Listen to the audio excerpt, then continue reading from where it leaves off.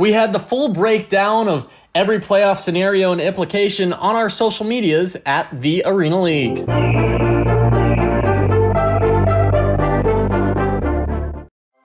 Welcome to the Arena League. This is football reimagined. Not your great-grandpa's slow-motion Sundays. This is 7-on-7. It's fast. It's loud. Every play is pressure. Every yard is earned. 2025 brought the upgrade. 20-second play clock. No punts. No breaks. Live walls. And yeah, they hit. QBs now have a run lane. Step out. That's a flag. Everyone's eligible except the center. Touchdowns are 6. Then choose 1 from the 5 or 2 from the 10. Kickoffs are different here. We throw it all, and it's gotta fly 40 yards. And if it hits the stands, take that puppy home. No other league does it like this. New rules, new era. We're growing fast and hitting harder. This is the Arena League, the most entertaining league in sports. And your moment starts now. In the quiet moments before dawn, champions are made. Every fan, every athlete, every moment counts. It's not just a game, it's a passion that unites us, drives us, and makes us strive for greatness. Greatness is wherever fans connect and call home. We believe in the power of the community. We believe in turning passion into action. We bring fans closer and transform loyalty into unforgettable experiences. Join us. Make every moment matter. Fan Club. Get your fans in the game. My mind is set, my grind is set, my heart on ice cold. I'm only here to even the score. Whoa. My mind is set, my grind is set, my heart on ice cold. We're down right now, but did it before. Whoa. See from here we going up. Made the call, I shown up. Now the game is sewn up. Say my name is blown up. We up, we up, we up, we up, we up, we up, we up, we up. See from here we go. Hey. Yeah, let's see how you do under pressure. I've been wanting this forever. I've been in the field with whatever they throw at me. Brush it off, pick myself up, moving on to the better. Ain't no errors, baby, it's a new era. I wake up early, feeling rich like I'm Kesha. I get to the paper, boy. Walk with me, you know that I got it. Come with me, let's take a trip to the islands. We up on the jet, we'll do more than just fly on it. Stand on that hill, you gon' die on it. Baby, I'm not one of them, you should try on it. Miss me with all that, I'm on it and next. This up, I send you back to your ex, but good luck with that, this is big as it gets.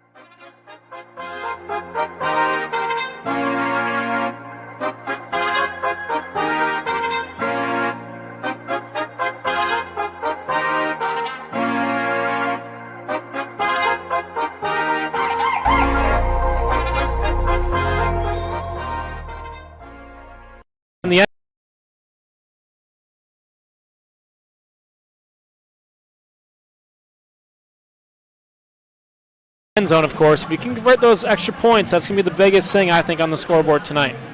The captain's about to meet at midfield, the 25-yard line. Dan Williams, K.J. Felder, along with Javante Johnson and Sosa Maxwell, who told us this morning on the Harbor Monsters noon show on 106.5, he likes to be called Sosa on Saturdays. And so we'll do that. Hey, you talk about, and we didn't get a chance to talk when we got started on TV about this defense, especially the guys in the defensive backfield, Sosa Maxwell, Dante Mason. Maxwell 10th in the league in tackles. Mason is 4th in the league in tackles. And we've seen great plays from them all season long. We're about to see the Lunkers head out there. Matt Rush, along with quarterback Tyler Kolka. Also on their captain's list, Lacavius Daniel and Brock Carter, a defensive back, as they get ready to meet at midfield for the coin toss, as referee Josh Thoreau signals them to the center. By the way, the head linesman, Zach Gustafson, linesman Ryan Townsend, and the back judge, Kevin Hillman. Scott Schmitz is our sky judge along press row up here in the rafters. And so we get the coin toss at midfield. That's on. Check. Lunkers, you're the visiting team. It's your choice, heads or tails. Tails is called. Go ahead and flip.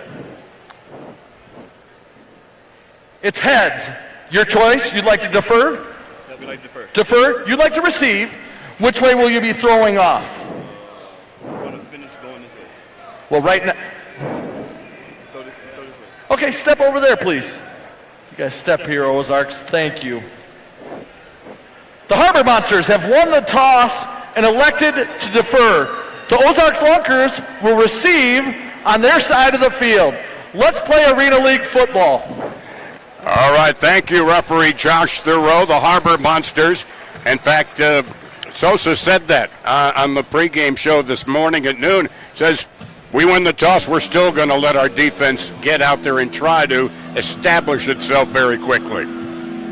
Yeah, and I think that's the biggest thing you mentioned with some of these new names like Shy Hill. You mentioned he led the league in sacks and tackles in his former league, so it's going to be his first game as a Harbor Monster.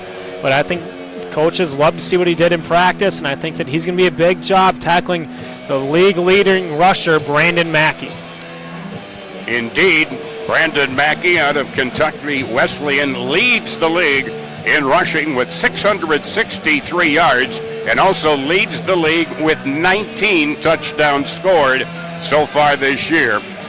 While, of course, Tyler Kolka, so far in 2 games, he's 47 of 69, 68% efficiency, 442 yards passing. He's already 7th in the league quarterbacks in passing yardage, and 11 touchdowns also puts him 7th in the league in the quarterbacks throwing for touchdowns. He's out of Lawrence Tech University. His hometown is Chippewa Valley, Michigan.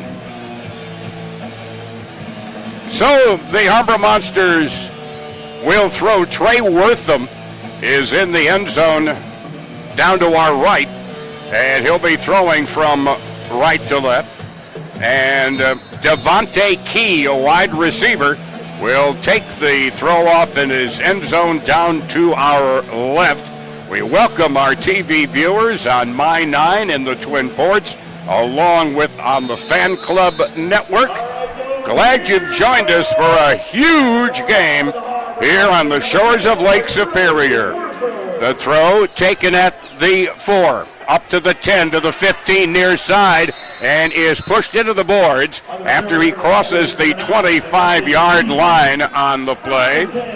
And so, let's see exactly where they spotted. I thought he might have been bumped in earlier, and he was.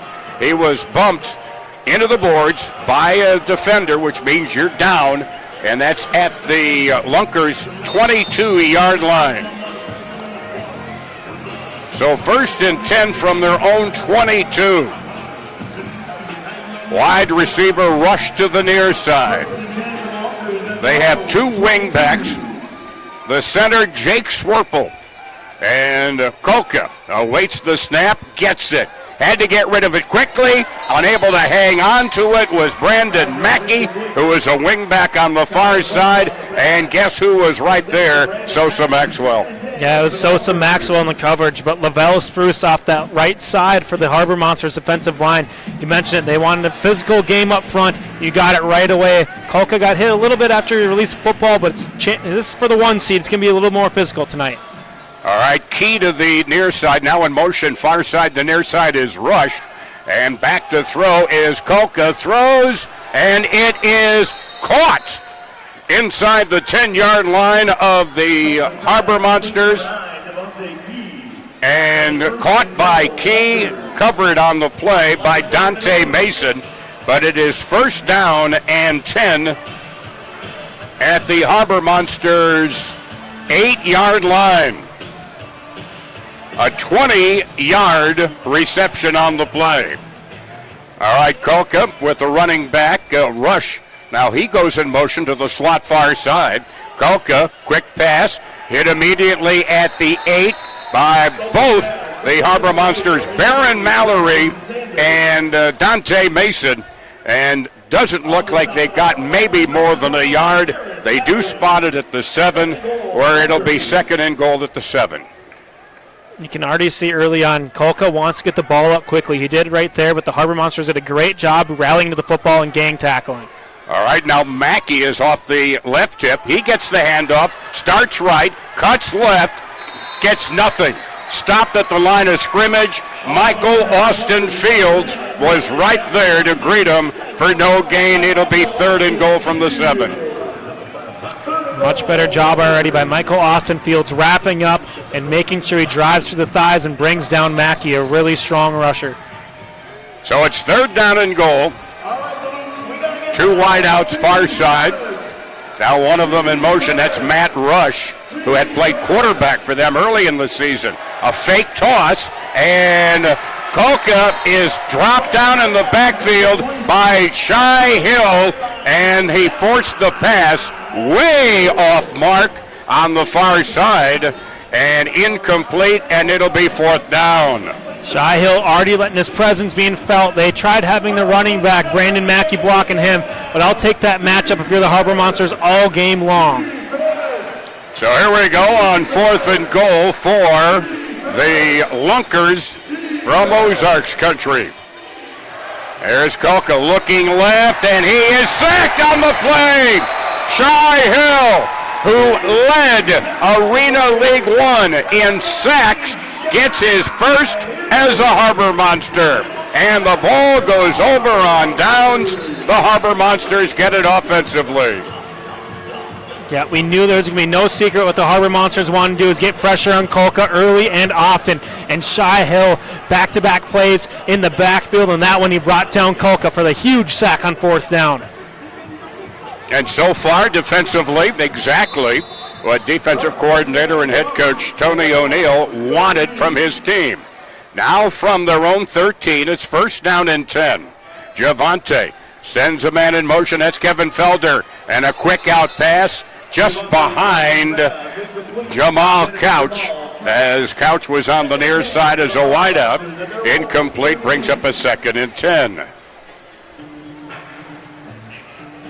So defensively, the job got done on the Ozarks' first drive. Now let's see what the Monsters can do offensively. Wide out near side and a man in motion to the slot near side. As Javante throws, caught on the near boards by Williams at the Harbor Monster 24-yard line. A pickup of 11, and that's a Big Apple Bagels first down. Well, it was pick your poison right there for Javante Johnson. He had Jamal Couch and Dan Williams. Went to the threat right there. Dan Williams made the grab for an easy first down. So just a yard shy of midfield. First and 10, Monsters at their own 24-yard line. Man in motion, circling. Now a handoff. This the jet sweep to the near side. Down the near boards goes Couch.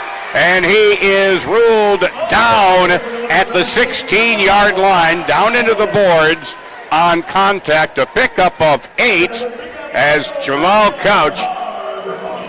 It's enough for a first down, and he does it on the jet sweep.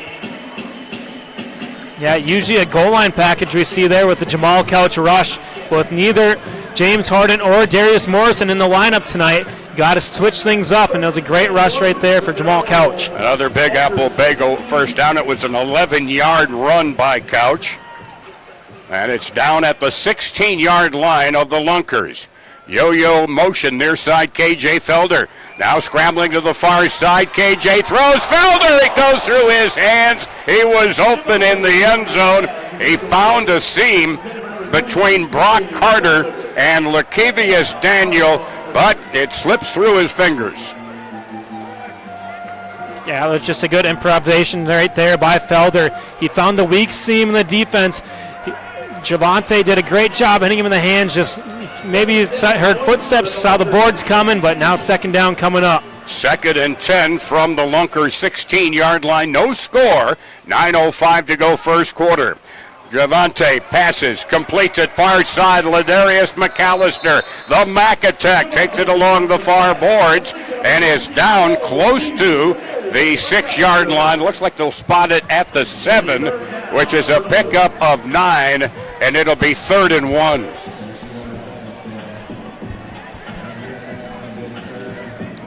That's we'll send it down to Riley here in just a moment. 3rd and short, looking for a first down, maybe. After the touchdown. There's the sweep. Cutting back Couch to the 5, to the 3. Still on his feet to the 1. Let's send it down to the sidelines. And Riley Underwood.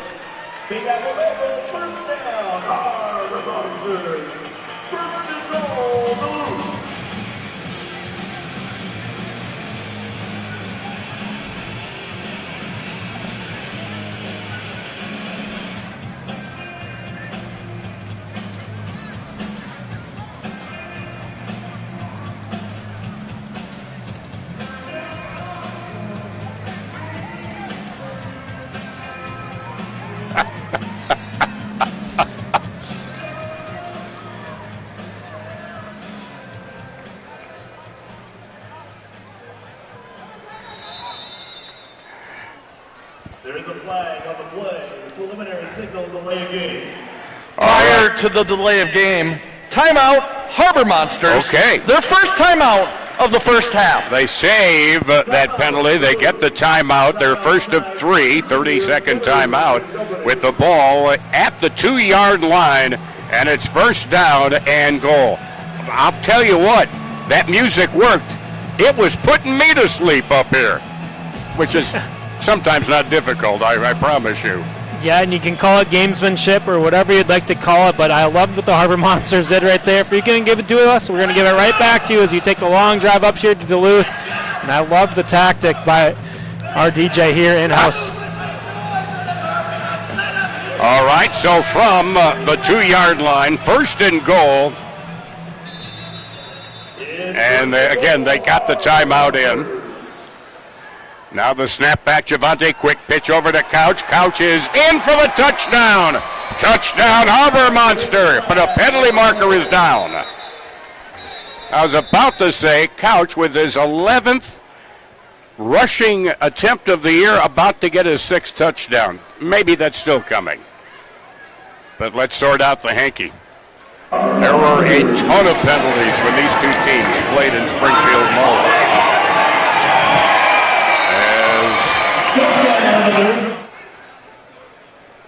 They may be checking this out on the Sky Judge, because Josh Thoreau was speaking into his mic. I think he was talking up here to the Sky Judge, but let's see. He's just making sure he's got the right channel down there.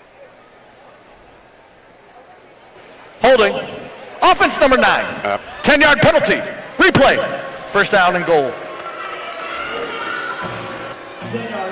Yeah, they got Marcus Sessoms there on the hold. He was just on that right edge, held it 1-2. We got to release it early on. You never knew where Jamal Couch was in the backfield, and just too much cloth there for the officials. All right, so it's first and goal from the 12-yard line. Javante hands to Couch, sidesteps one tackler, drives through another would-be tackler inside the 10 and down to the 8-yard line. But another penalty marker is down, and that's back outside the 15-yard line. Holding. Offense number 9. Oh, boy. 10-yard penalty. Replay. First down. Back-to-back holding calls. It'll be first and goal all the way back now to the 22-yard line. It's gone back 20 yards on back-to-back holding calls. It's first and goal, however, from the 22. Yeah, first and goal basically from midfield right here. It's going to expand the playbook for the Harbor Monsters, but you'd much rather have it inside the 5 where it started 2 plays ago. 7 minutes to go in the opening quarter. Felder in motion near side. Catch made near side by Marcus Sessoms. Sessoms cracks it down to the 6-yard line.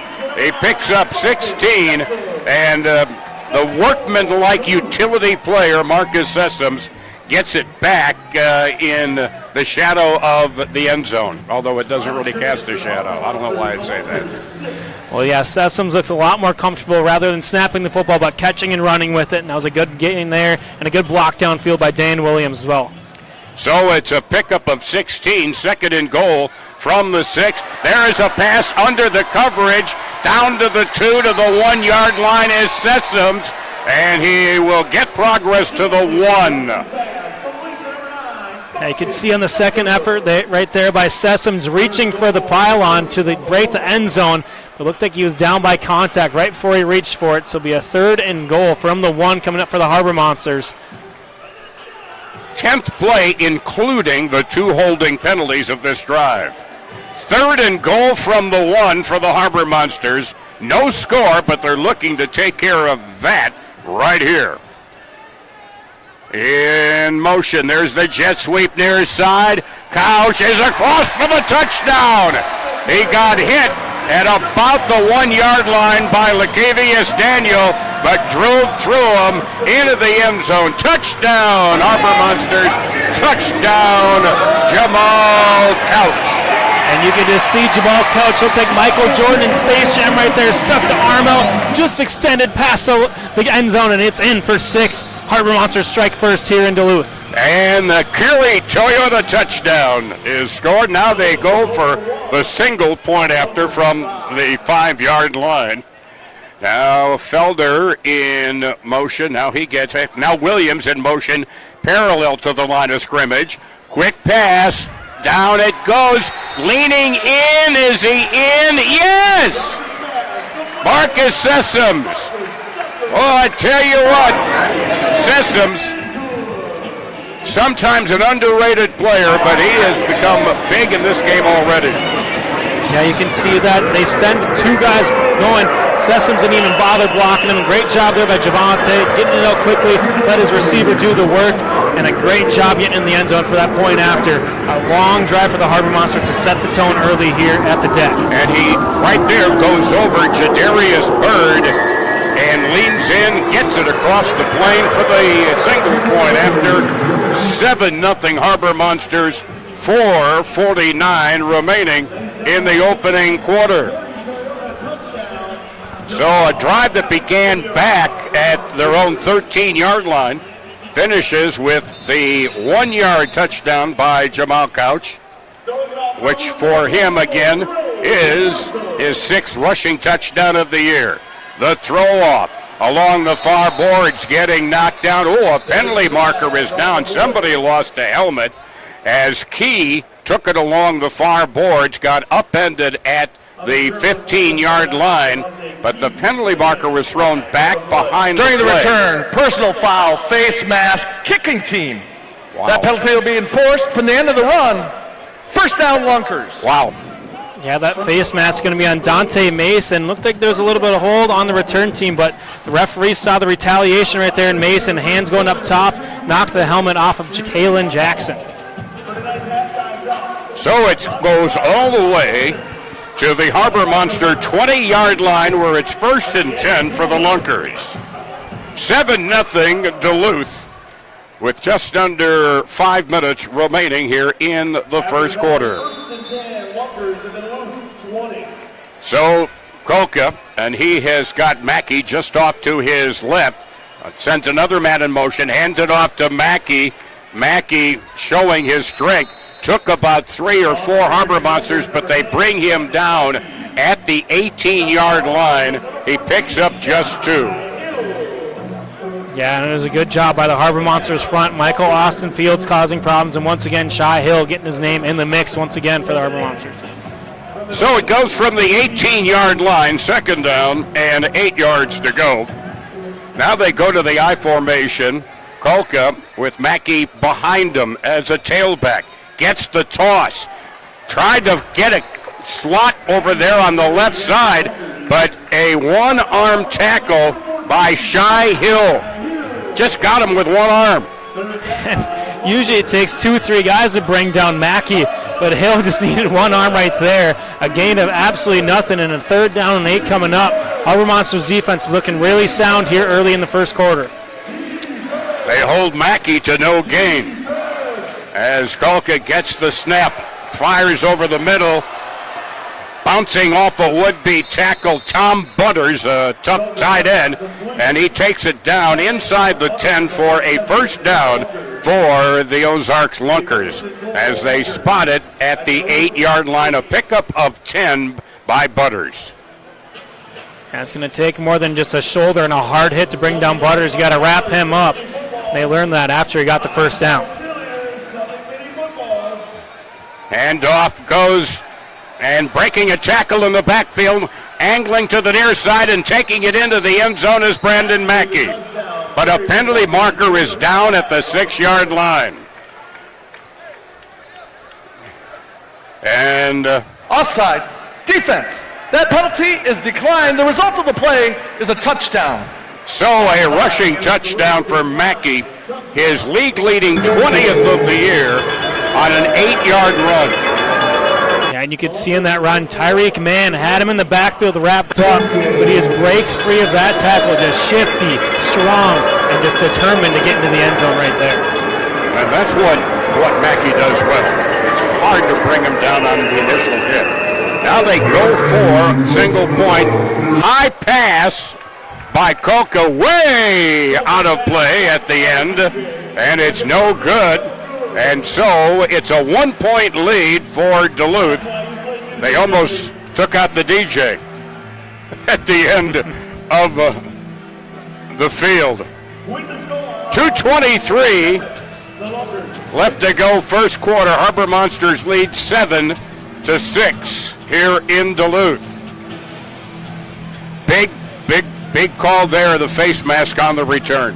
Yeah, whenever you can start in plus territory, especially by 5 yards, you just need one first down. You already got a first and goal situation, and especially with Tyler Kolka, if he has a glimpse of time, he can find his receivers and targets downfield, and Tom Butters was the main target right there to spring for that touchdown for the Lunkers. On the point after, though, Kolka didn't have any time. He had a lot of pressure and wound up throwing it out of play. So now the throw off and the throw to Sosa Maxwell at the goal line to the middle of the field. 5, 10, 15, 20, 25, 30, or 20, 15-yard line. A ball was down. The ball came loose. The ruling on the field is that the runner was down by contact. This play will be under review. While they're under review, let's send it down to Riley Underwood.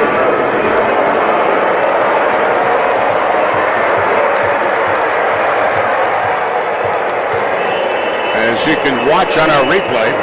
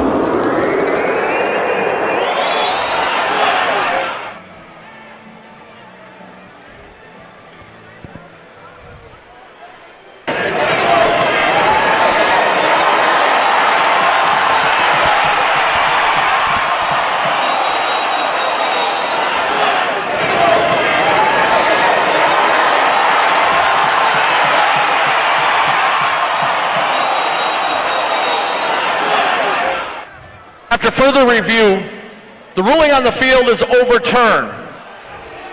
The replay was a fumble. It was immediately recovered by the Lunkers at the 10-yard line. They'll take over, first down. So it is ruled a fumble on the play, and the Lunkers will take it 1st and 10 at their own 10-yard line. Well, the turnovers and whoever's got the most possessions in this game is going to be huge. Harbor Monsters have the first one right there, and Sosa Maxwell carried that thing a little too loose right there as he went down. Thought of the turf knocked it loose, but no, it was a clean play. No forearms or anything were down. All right, so Kolka sends a man in motion. That's Bird. And we got a snap, and we got finger pointing and a penalty marker thrown. Illegal procedure is the initial indication. Full start. Offense, number 20. 5-yard penalty. First down.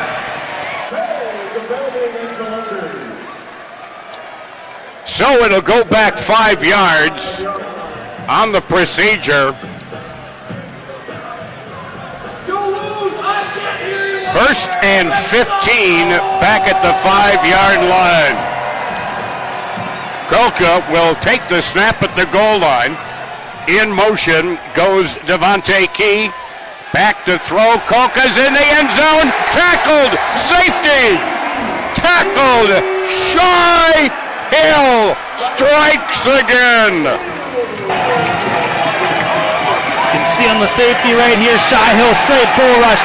Brandon Mackey won't be able to block him and breaks him down for the sack in the end zone for a safety. The defense comes through huge for the Harbor Monsters. Special teams right there on the turnover, and a big time stand right there for the Harbor Monsters defense. Well, and that's what I talked with Tony O'Neill about on the radio show this morning, is how many times the defense has come away scoring points for the Harbor Monsters this season. And he agreed. He said it's been a big factor, because the Harbor Monsters offensively are 5th in the league. But when your defense can add some points, that can take up the slack without a doubt. Yeah, absolutely. And if you can go back to what you did in this last return for Maxwell, he had a great return, brought it up to the 15-yard line before that ball was jarred loose. If you can emulate anything sort of like that, if you can get the ball to midfield or even past that, Harbor Monsters offense should be in business, because they did find the end zone on their opening series of the ball game. Well, so the defense for the Harbor Monsters says, yeah, all right, you overturn the call, we'll take it on ourselves and score some points of our own. I'm down with that. Thanks. So now here is the throw from Butters. It bounces in the corner. Sosa on the return, knocked down at the 2-yard line by Brock Carter. So that's where the Harbor Monsters will take it over from their own 2. First down, 10 with a 3-point lead of 9-6. And I know it's only his first game as a Harbor Monsters wearing that blue and yellow, but Shy Hill's made a major impact in this game, and he's had a huge, if he can continue to do that, get pressure on Kolka, make things tough for him, Harbor Monsters should have a good job in the secondary as long as you can cover their defense or their wide receivers as well downfield. Unofficially, 2 sacks, 1 TFL, and we're not through the first quarter. There's the handoff, Kevin Felder. He's tough to tackle. He runs it out over the 10 to the 12-yard line. You just can't draw a bead on him, because when you think you had him, he's gone. Yeah, we've talked about in prior games, shifty, acceleration, and we just saw it on full display right there. KJ Felder not playing that Week 6 loss down again in Missouri against the Ozarks Lunkers, and he's certainly going to get this one back for his home team here. A Big Apple Bagels first down. There's the handoff to KJ, sweeping to the near side, trying to break a tackle. Finally, the rest of the cavalry for the Ozarks comes up to help and brings them down at about the 13 or 14-yard line. Call it the 14, a pickup of a yard for KJ. Second down and 9 now from the Harbor Monsters' 14-yard line, as Javante wide out near side and getting ready to run to the slot is Jamal Couch. This That's is the end of the first quarter. The end of the First quarter has come to an end here in Duluth. At the end of the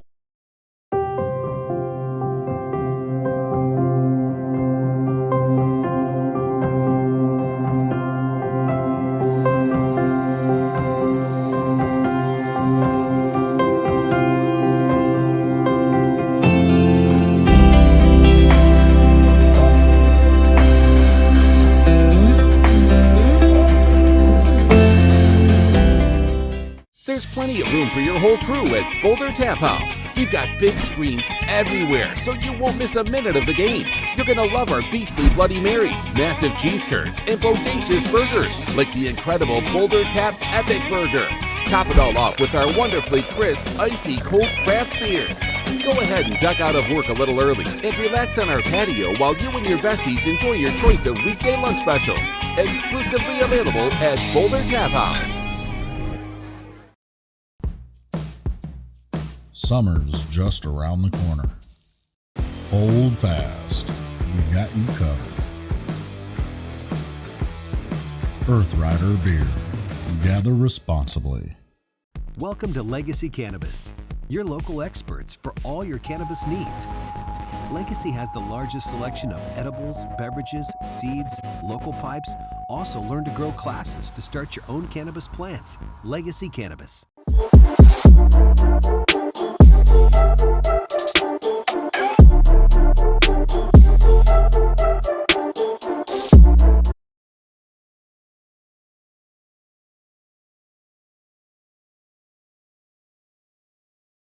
Integrative Healing, we help athletes, parents, professionals, everyone recover, relax, and recharge. From massage and breathwork, yoga to mental health therapy, we've got your back. Nicole's Integrative Healing, now serving Duluth and surrounding areas. Book your session today at nicolesintegrativehealing.com or find us on Facebook and Instagram.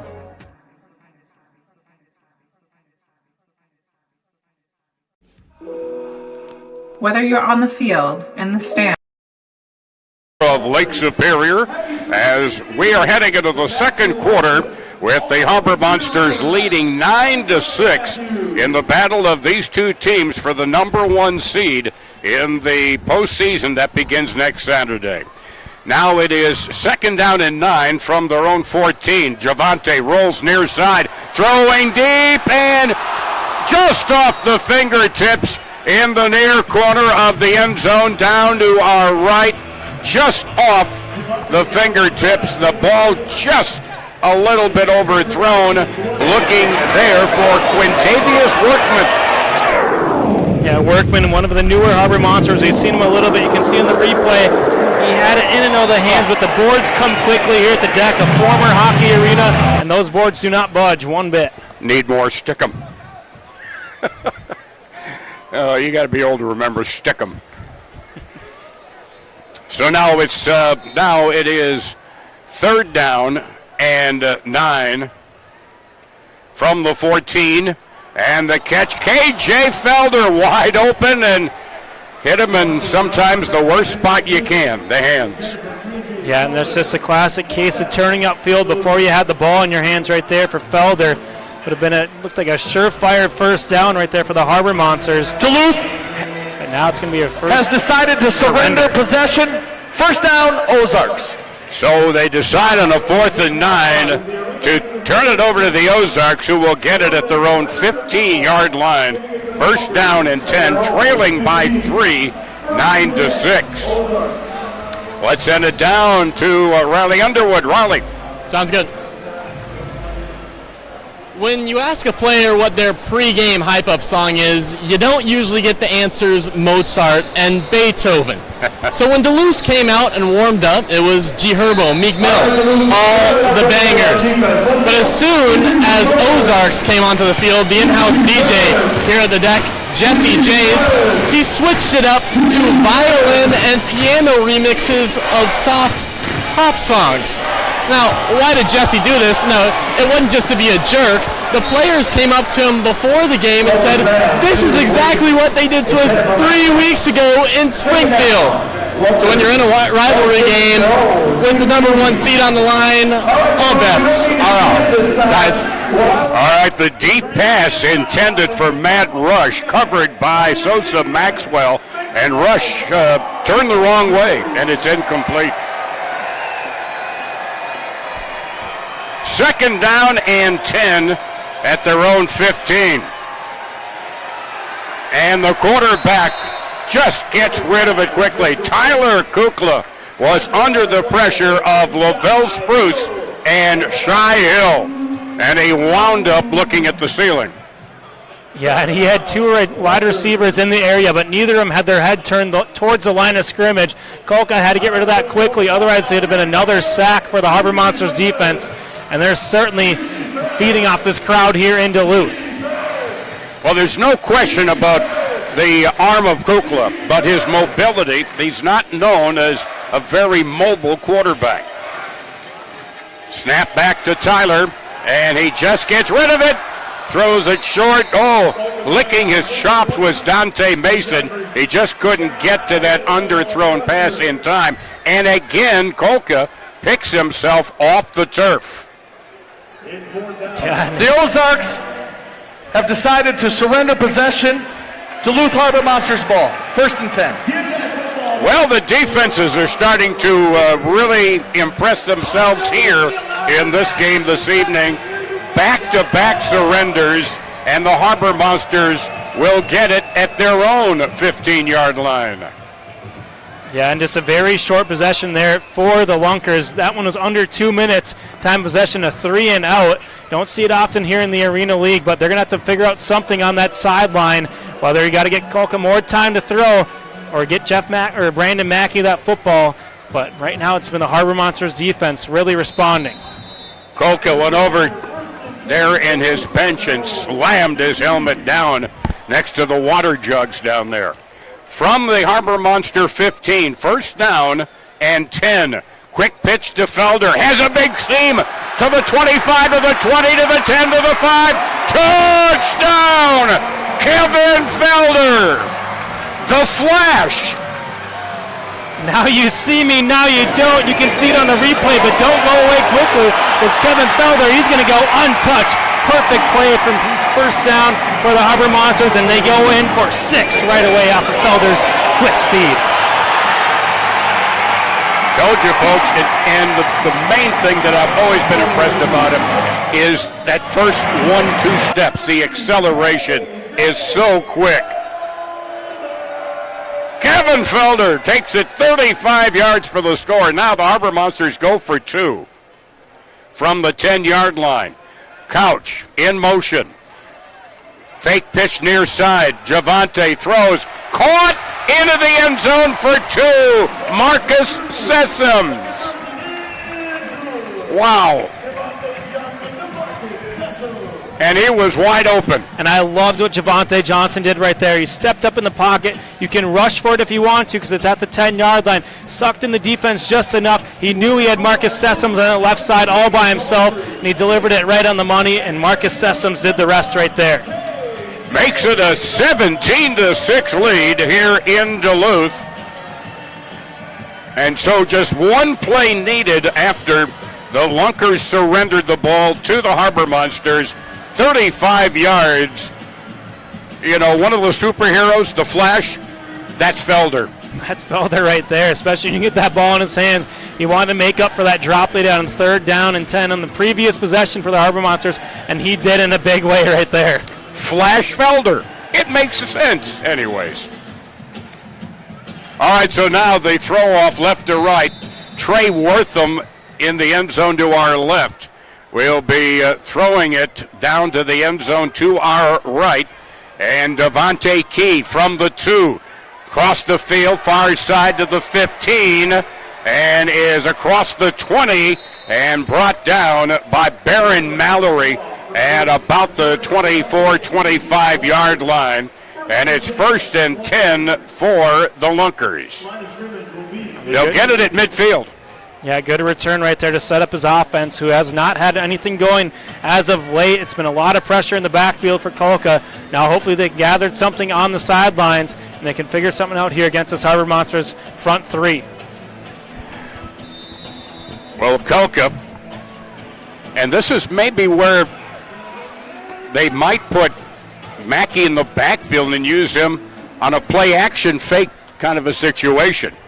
And that's where he is right now. He's on the near side of Kolka.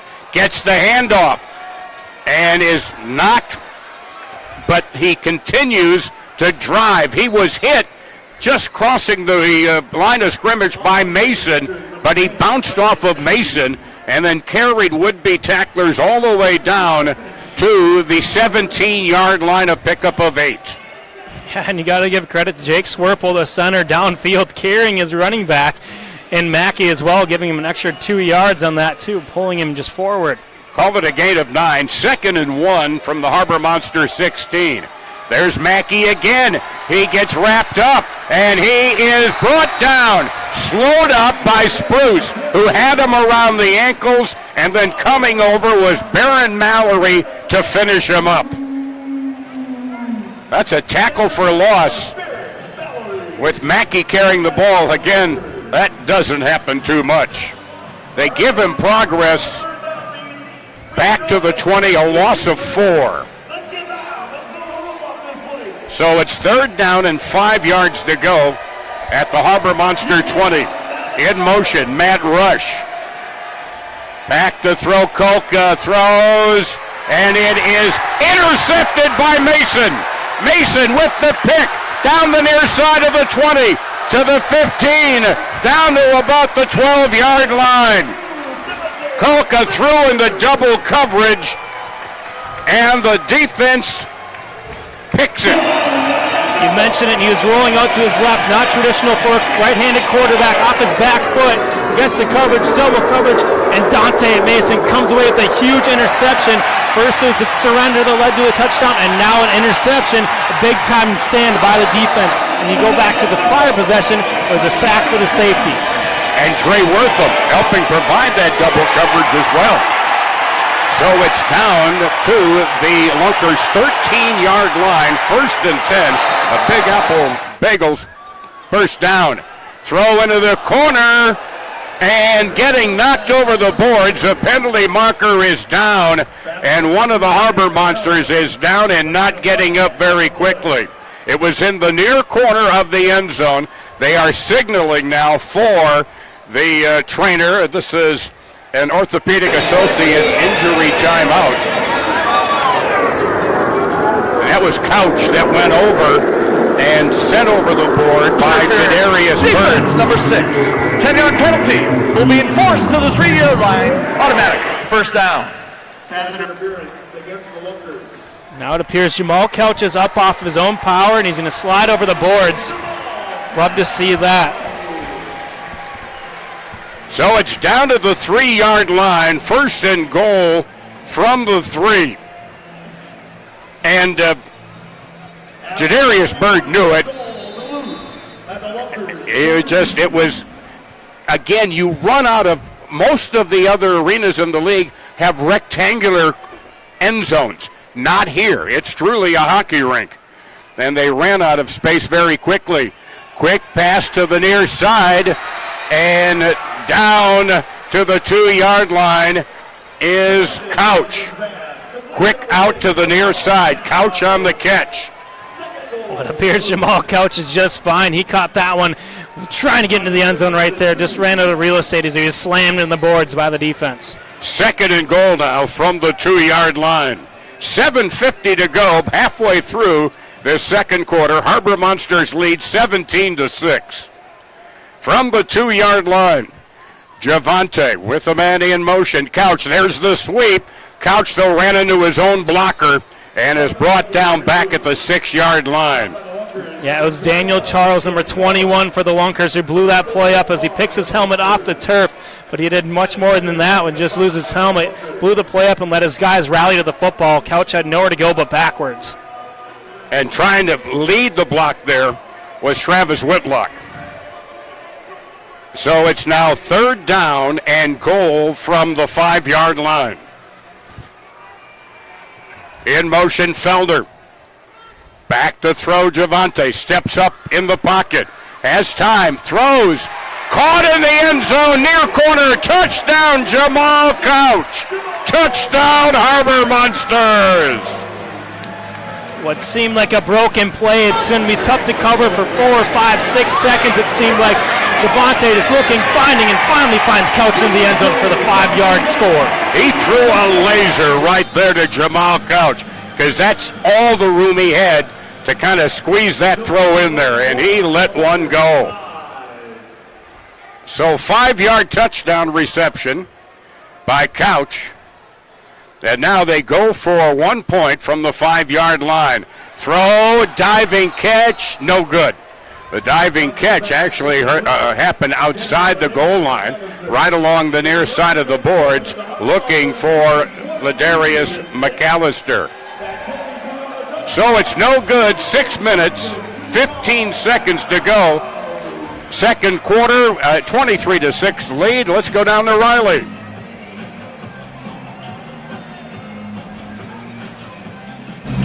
KJ Felder is one of the most versatile players on the field.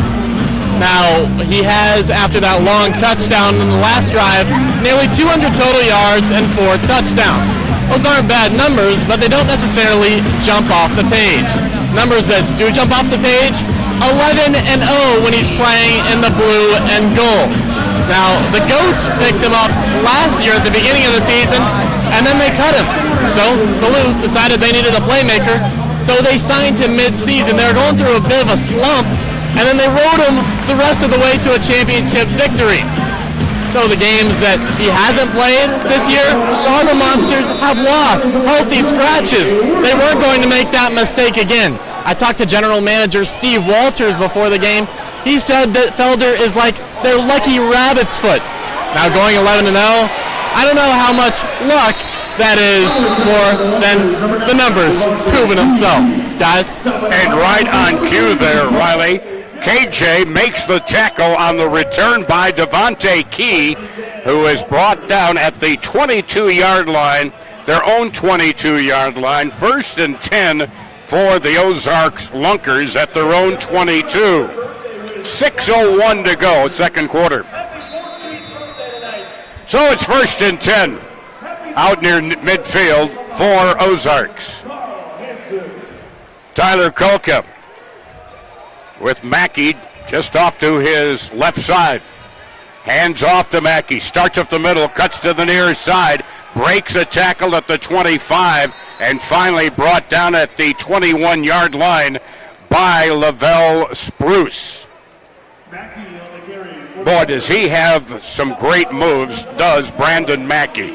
Yeah, just when you think you have him in your grasp, he makes one cut and he's gone. You got to really rally to the football as soon as he gets that in the backfield. So a pickup on the play of 7 yards. Quick pass, caught near side. Breaking a tackle is Key as he's finally brought down up from the near side by Shy Hill at the Harbor Monster 15-yard line. A pickup there of 6 and enough for a first down. 1st and 10 for Ozarks at the 16 of the Harbor Monsters. 4:53 to go in the first half, 23-6 Duluth. And there is Mackey again. And he is slowed up for maybe a yard gain. Tackled on the play by Tyrick Mann and Dante Mason. And they're doing exactly what you and I figured they would do. Let's not work on the passing play. Let's go ahead and see what Mackey can do. Yeah, and you did a great job there by Shy Hill. He took away the outside contain and let his middle linebacker kind of rover position and Dante Mason make the play. It's 2nd down and 9. Timeout, Harbor Monsters. That's their second. Their second timeout of the first half. Second timeout for Duluth. Thank you, referee Josh Thoreau. It is a 23-6 lead. And one of the things that Duluth learned very quickly in Springfield, Missouri was, and unfortunately a hard lesson to learn, when you hit Brandon Mackey, you better wrap him up or get some help. Yeah, and I think it could be a tale of both. Wrap him up and get help, because you've seen him break 1 to 2 3 tackles at times, and it takes a lot of guys to bring him down. But as we look down to Springfield, it's a 6-6 ball game with 5 minutes and 25 seconds to go. Everything's all tied up between Iowa and Springfield. Or Hot Springs, excuse me. That's all right. It's just, there's a spring in there somewhere. By the way, Brandon Mackey out of Kentucky Wesleyan. So now it's at the 15-yard line, 2nd down and 9. Harbor Monsters have 1 timeout remaining. I believe the Ozarks have all 3 of theirs remaining. And again, wide out far side, they'll have a man in motion to the slot far side. Now quick pass by Kolka, and he airmails it out of bounds into the VIP suites across the way. No chance for Devontae Key. Getting there on coverage was Baron Mallory. The coverage by Mallory was great. He was on him right away, but it's just the pressure again by this Harbor Monsters front 3, and they just gave Kolka just too much time. He's got that internal clock thinking 1, 2, 3, got to get rid of it, and he just airmailed that one.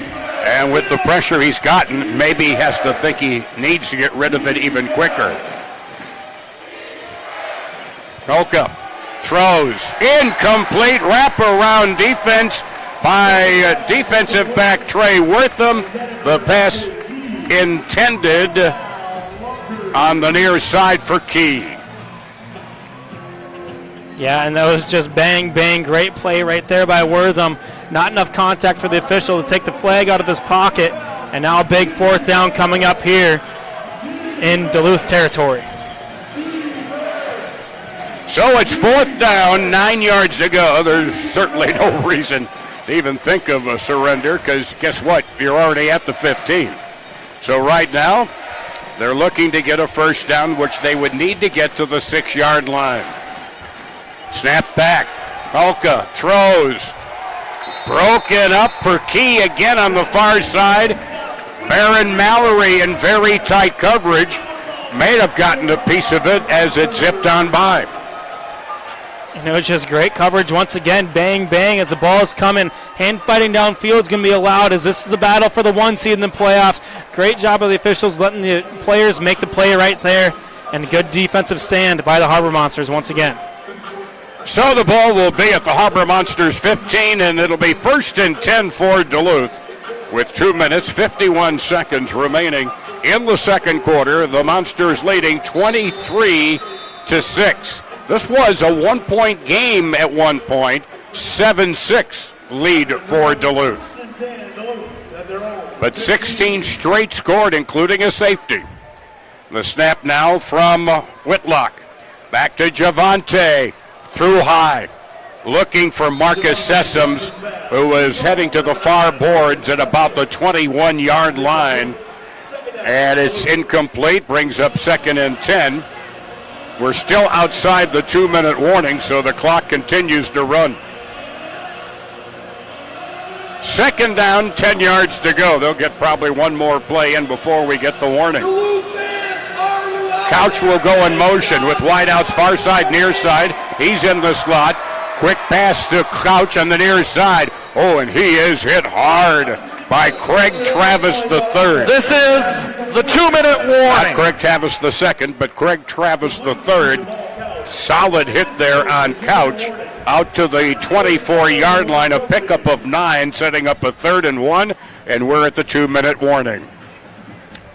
1:59 to go here in the second quarter, 23-6.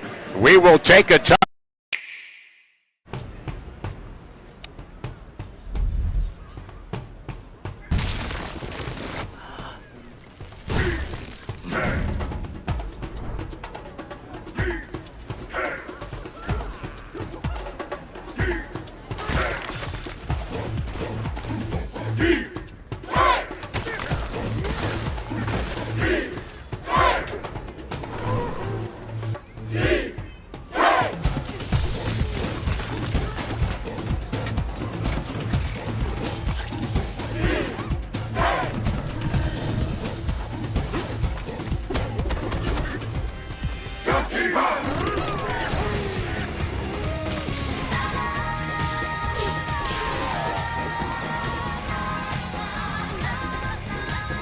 Unleash your inner Kong in Donkey Kong Bonanza. Rated everyone 10 and up. Only on Nintendo Switch 2. Welcome to the Arena League, where it pays to be a loyal fan.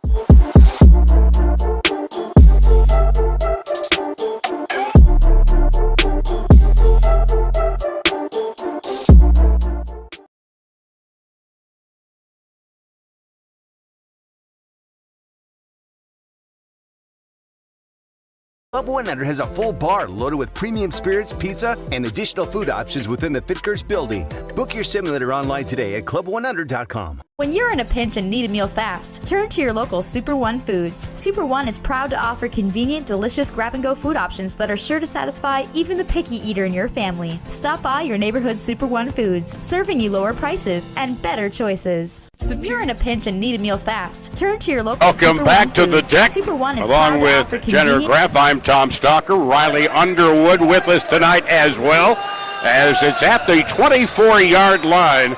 Third down, 1 yard to go for the Harbor Monsters. Williams now a wing back on the far side, and they send Couch in motion as a blocker. Kevin Felder skirting around the far side, knocked into the air by Lacavius Daniel on the tackle, and the progress to the other 24-yard line. Pickup of 2, but it's enough for a first down. They only needed 1. Yeah, it wasn't a whole lot, but it was enough that they needed. You mentioned it, Tom.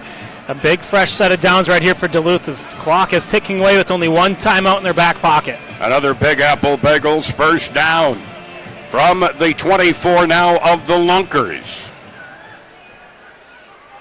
You've got 3 wideouts near side. Javante rolls far side, throws across, wide open. Williams at the 10, down to the 5, and is he down? He is down at the 6-yard line. A pickup of 18 on the catch by Dan Williams. Well, you see Javante on the replay here. He rolls out to his left. I think the entire stadium gasped for as he threw across the entire field, but he had a wide open Dan Williams, and he knew exactly where his big target was on that play right there. So after the 18-yard catch, it's first and goal from the 6-yard line with 1:10 to go in the second quarter. All right, now there in the backfield now is Shy Hill. There is the give to McAllister. Angles through the right side. Gets down to about the 2-yard line, tackled by Craig Travis III. Call it officially the 3, a pickup of 3. We've seen it on the offensive and now defensive and now offensive side. Shy Hill just loves to move bodies. And the head off the Couch, straight ahead. He's into the end zone. Touchdown, Harbor Monsters. Touchdown, second of the night for Jamal Couch. He gets his 7th rushing touchdown of the year and his 15th touchdown overall offensively. Usually your running backs aren't 6'5", 6'6", but Jamal Couch, doesn't matter. His number is called, and he finds 6, just like his jersey number right there. His 3rd score overall in the night, 2nd rushing touchdown for Couch. And from the 5, the Monsters will go for a single point after. Leading 29-6. And Couch comes on and gets the play. 3 wideouts far side for the Monsters. And in motion to the near side. Javante rolls out of pressure well to the far side. Throws into the end zone for the conversion. Marcus Sessoms. Mr. Point After.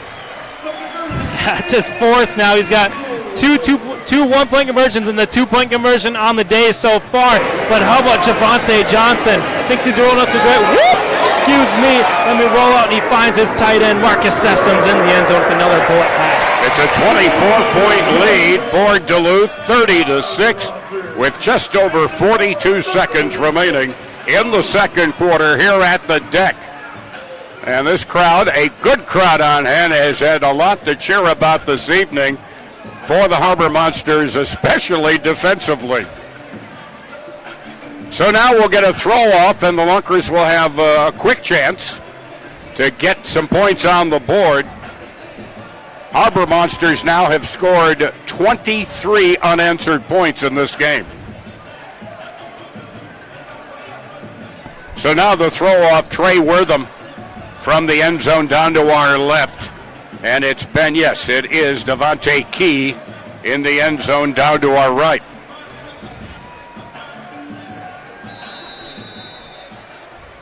And the signal. Trey gets the signal and lets it fly.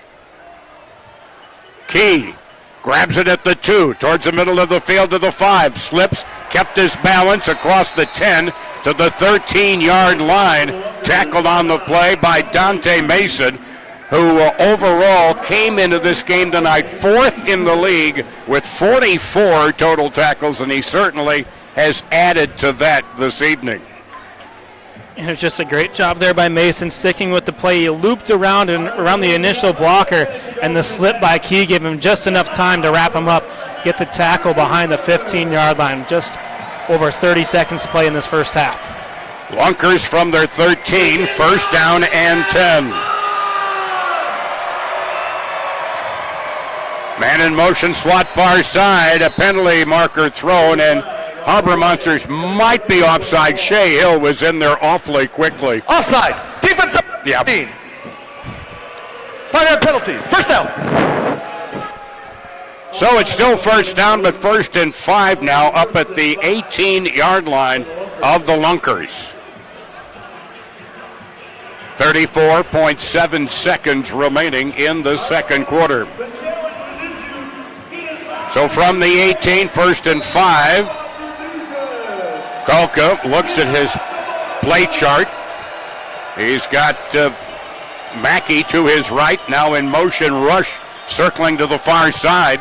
There is the pass, deflected, and is the deflection caught? No. Key thought he might have got it just before it hit the turf, but he did not. It was deflected over on the far side. Yeah, and with the incompletion under 2 minutes, the clock will stop. But you can see right here, the pass was tipped near the line of scrimmage, and Key could not get his hands underneath that one. And that'll help the Harbor Monsters catch their breath defensively. Now they run out of an I formation. Wideouts left and right. Now in motion goes Rush. Play action fake. A lateral to Rush. Throws and overthrows. Not even close to the veteran Tom Butters. And incomplete, stopping the clock with just under 23 seconds remaining. A little backwards pass. There is truly no the word lateral in the football rules, but sometimes old habits are tough to break, but that's what it was, a backwards pass. And then they looked to pick up Butters, but could not connect with him. 3rd and 5 from the 18. Low snap. Handoff, Mackey. Look out, he's got a first down. Bounces off a tackle, is finally wrestled to the ground at the 19-yard line by Dante Mason. And we're getting a little pushing and shoving right here. First down for the Lunkers. Timeout, Ozarks. Ozarks takes a timeout of the first half. As they get this will a be a first 30-second timeout. And it will be all the way to the 19-yard line. A 13-yard run by Mackey. Yeah, we can just see Mackey, just a tough back to bring down right there. Broke through one tackle, but right now you can see Cam Bruffett right now just talking to the officials. It seems like there's been a little pushing and shoving after the whistle's blown, but right now they're letting the players make the decisions out on the field right now. The yellow flag's staying in the pocket, and you just got to play on if you're the players. And so now we're under 13 seconds remaining. The Lunkers still have 2 timeouts remaining if they have the opportunity. And they trail 30-6 in the final game of the regular season for everybody in the Arena League. Ball at the Harbor Monster 19. It is a first down for Ozarks. Kolka with Mackey to his left. Gets the snap and play action fake to Mackey. Quick pop pass near side to Ray J. Johnson Sanders. First time we've called his name this evening. He came into the game with 9 catches, 102 yards, and 4 touchdowns. He gets progress down to the 12-yard line. Sanders with a catch of 7 yards. Second down and 3 from the Harbor Monster 12. 6.7 seconds remaining. Now they send rush in motion near the far side. Another man in motion. A fumble on the snap, and taken down is Kolka. A fumble on the snap to Tyler Kolka, and they stop play with 0.4 of a second remaining. After the quarterback was sacked, timeout Ozarks, their second timeout of the first half. Game clock operator, please put 2.0 seconds on the clock. All righty. Thank you.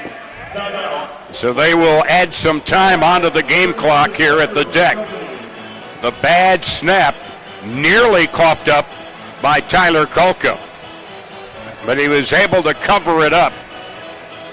And they have it with 2 seconds remaining, and they have 1 timeout remaining, just for the record. So the Harbor Monsters so far doing exactly what I believe their game plan has been.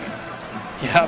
Tough defense, opportunistic offense, and a lot of pressure on their number 17, Tyler Kolka. Yeah, and it doesn't matter what kind of stage it is for football. The game is always won in the trenches right now, and Duluth so far has won the trench battle, whether it's been offense or defense, and Kolka's had no time to throw, but it's going to be pretty much the final play of the second quarter here, banning any penalties. Officially 3rd and 9, a loss of 6 on the fumbled snap. Back from the 18, getting away from pressure. Kolka throws, intercepted at the goal line by Trey Wortham. This is the end of the first half. And that's how the quarter ends and the first half ends. An interception at the goal line, and we head to the intermission with a healthy lead of 30-6 for Duluth over the Ozarks Lunkers. Wow. That's the spot.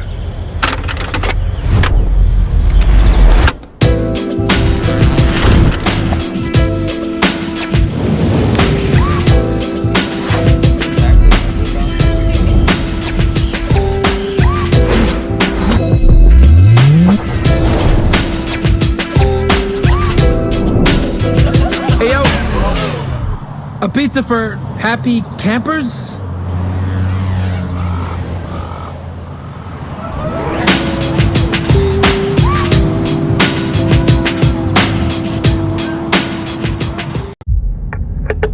Jump Psychological Assessment in Progress. Subject 003. Jonathan J. Kabongo. 28. Tactical Fitness Trainer. Toronto, Ontario. Confirmed.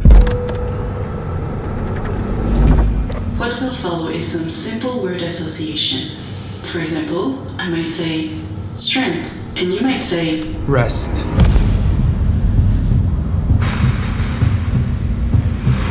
Speed. Practice.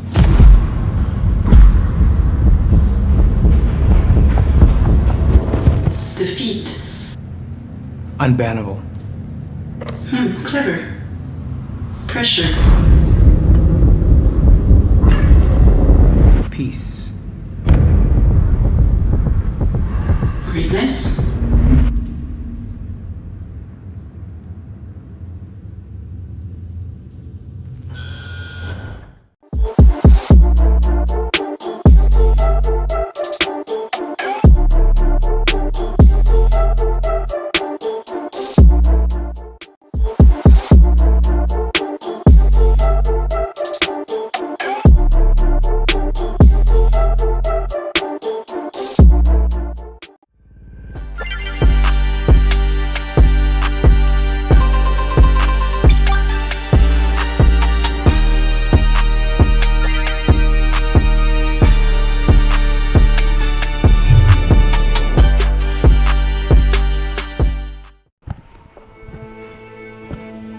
I am so thankful for Dr. Schnell at Orthopedic Associates.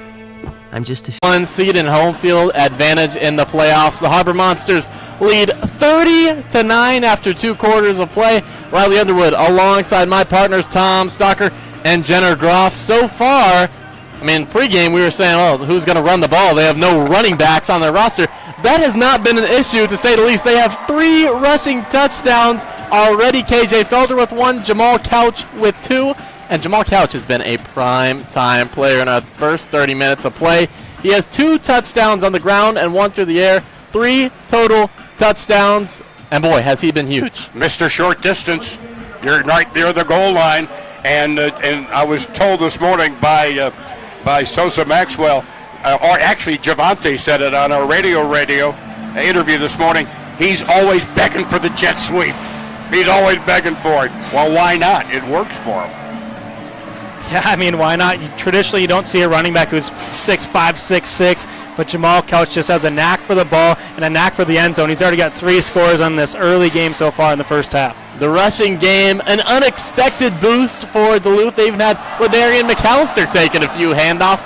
Overall, it has been the rushing game that's given the boost. It's also been the defense. We came in, we knew they led the league in takeaways, and they've had a few of them today as well. How about Shai Hill making his presence, his newcomer presence known, leading the Arena League 1 in sacks and TFLs, and in the first quarter he already had 2 sacks. And so it's like, yep, I'm glad I'm here. And that's the kind of pressure that they were putting on Kolka that made the Lunkers change their offensive scheme, going to more of a running game, and we kind of thought that's what they would do, and that's what they did. Yeah, and I mean, it's been the defensive side of the ball. Shai Hill, he's the one who really sparked that 23 unanswered points for the Harbor Monsters with that safety, picking up his 2nd sack while doing so as well with that. So it's been really Shai Hill, and we've seen the secondary get involved as well. Saw Dante Mason with the interception, and then to end the half right there, Trey Wortham as well. Yeah, that safety forced by Shai Hill made it 9-6 Duluth. That's the score that entered second quarter, and then 21 points straight unanswered so far, and it's been, I mean, pretty good output by the defense, the offense as well. Something that's also been missing from the Ozarks Lunkers offense has been the passing game. Came in Tyler Kolka. Tyler Kolka, this is a new quarterback that's completely changed the offense. He has no touchdowns, 2 picks. And they also, right after both teams surrendered, start of the second quarter, a 4-and-out surrender for the Lunkers, and that's where KJ Felder came in, and I came up with the new nickname. He is now Flash Felder. That's his new nickname? I think it's good. Flash I don't know. Felder. He may not like it, but I like it. You have my vote. Yeah, my vote. Absolutely. We got your vote, Jenner? Yeah. All right, 3 that matches his number. Why not be Flash Felder? Beautiful jet sweep touchdown for him. No one was catching him. No, in a blink of an eye, he was gone 35 yards, and he just left everybody in the dust untouched for the 6. A bright spot for Ozarks was Brandon Mackey. He had an unbelievable slip and score, escaped a few defenders, and bounced right into the end zone. And he's been doing that. Couldn't get into the end zone after the first quarter, but still he's been making defenders miss. That is the focal point of their offense, and it's the focal point of Duluth's defense as well. He is so impressive. I mean, you just don't hit him once and expect him to go down. You got to hit him and then get help, because that's how good he is. He has impressed me more and more from the first game we saw him and this one here tonight. He has been very impressive. Well, if he's going to match last game's performance when these 2 teams met, he'll need 3 more scores on the ground. I don't know if we'll get it, but if he does, that would certainly help the Lunkers' chances of overcoming this 30-9 deficit. Yeah, and traditionally you see a quarterback spy happening, but it's been a running back spy. They've just followed Mackey wherever it's been, whether it's been Sosa, whether it's been Dante Mason as well for this Harbor Monsters defense, and they have all eyes on him as soon as he gets that ball in his hands. Right now, Harbor Monsters with the firm grasp through 30 minutes of this game. We're going to take a quick break, 2 minutes. We will be right back to discuss the game and the other things happening around the league. Your table is waiting at Barker's Waterfront Grill.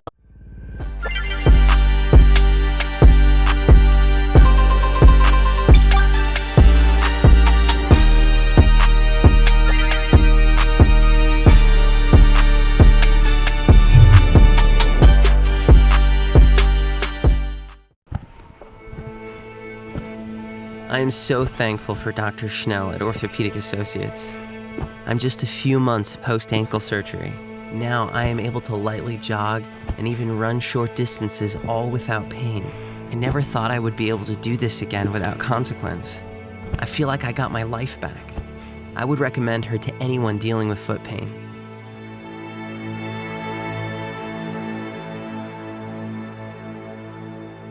Welcome to Legacy Cannabis, your local experts for all your cannabis needs. Legacy has the largest selection of edibles, beverages, seeds, local pipes. Also learn to grow classes to start your own cannabis plants. Legacy Cannabis. Summer's just around the corner. Hold fast, we got you covered. Earth Rider Beer. Gather responsibly. There's plenty of room for your whole crew at Felder Tap House. We've got big screens everywhere, so you won't miss a minute of the game. You're gonna love our beastly Bloody Marys, massive cheese curds, and bodacious burgers, like the incredible Felder Tap Epic Burger. Top it all off with our wonderfully crisp, icy, cold craft beer. Go ahead and duck out of work a little early and relax on our patio while you and your besties enjoy your choice of weekday lunch specials. Exclusively available at Felder Tap House.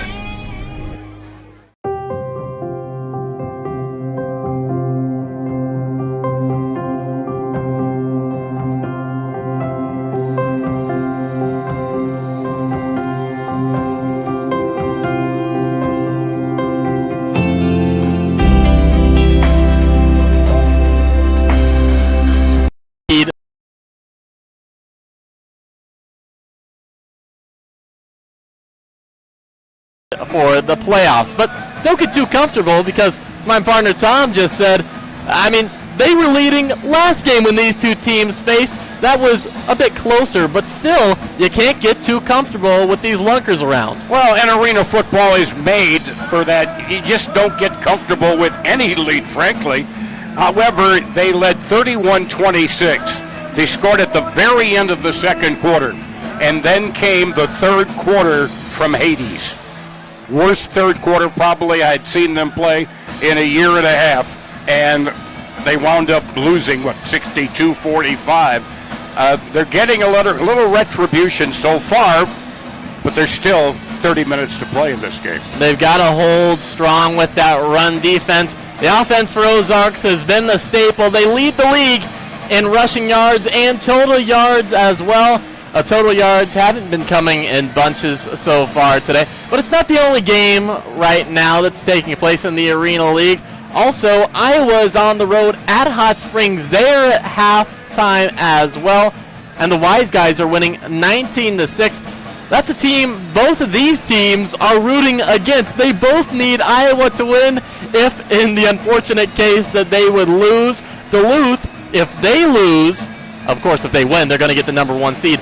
If Duluth loses and Hot Springs wins, that means they get moved down to the number 3 seed. If Iowa wins, they stay at number 2. For Ozarks, if Hot Springs wins, that means they slip down to the either 3 and even could slip down to the 4 slot based on point differential. And if they lose, Ozarks loses, and Iowa wins, then the Ozarks Lunkers would have the 3 spot. So, of course, that's all unfavorable to your win, and your in is the number 1 home seed advantage. But it's still something to look out for and makes you really realize you got to control your own destiny. Yeah, absolutely. Control your own destiny. You don't really want to scoreboard watch any other games and focus on the one at hand right now in Duluth. But certainly both teams are cheering for the Iowa Woo. They do have a little bit of a 13-point deficit, but that can be picked up like nothing here, especially in the Arena League. Hot Springs usually strong at home. That's where they are down in Arkansas tonight. So for Duluth, Tom, I'm going to ask you, what do they need to do? Keep stepping on the gas and not let up.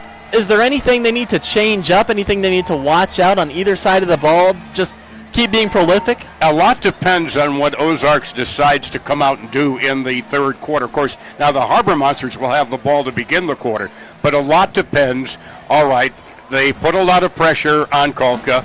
He really struggled, in my opinion, compared to the time I've seen him, And the other thing is the pressure was so quick on him, I think it forced him to pull the trigger early on some passing routes.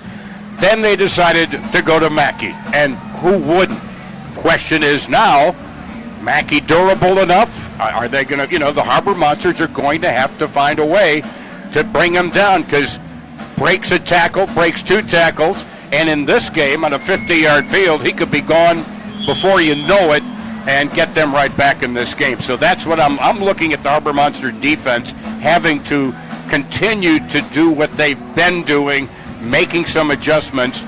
And for the Harbor Monsters, offensively, I think this has been one of their better offensive games in a while. And Javante Johnson, especially that one touchdown pass in the corner to Couch, that was an absolute bullet. Everybody talks, and Kolka can throw that ball hard too, but Javante showed me something with that pass as well. Well, Kolka hasn't done it today. Johnson has had a good first half so far. And on Mackey's durability, he has over 120 carries on the air. That's over 40, what the next closest is. So he's been proving durable throughout the season. I got to ask you, they've been involving Jamal Couch a lot. 3 total touchdowns for him. Time to look at another receiver, maybe Dan Williams get some touches, or are you sticking with feeding the guy who's been feeding you all game, Jamal Couch? Well, I think the biggest story is all gas, no brakes for the offense. It doesn't hurt to feed the hot hand, but that's the nice thing about this Duluth offense. You got Dan Williams and, of course, KJ Felder. We saw him take that one little toss play for just untouched 35-yard touchdown, but it's got to be, you can just pick your poison if you can feed Jamal Couch, but don't forget about Marcus Sessoms and Ladarian McAllister as well. Marcus Sessoms, that was your unsung hero, Tom. What type of impact does he have? I know they hit him pretty much every 2-point conversion, 1-point conversion. They're looking at him, but he's a reliable tight end. Well, the reason is everybody pays attention to Couch and Williams. They draw the attention. And then here is Sessoms, who I've kind of called, with my baseball background, he's kind of a utility infielder. He even played center, even in that game against the Ozarks. He's just not something that everybody points to. Well, you got to stop Williams, you got to stop Couch, you got to stop Javante Johnson, you got to stop Sessoms too. Felder. Now you got to stop Sessoms, and that is a big reason for the success tonight. And he's just, I called him my unsung hero in the game against Eau Claire, and it wound up on his Facebook page.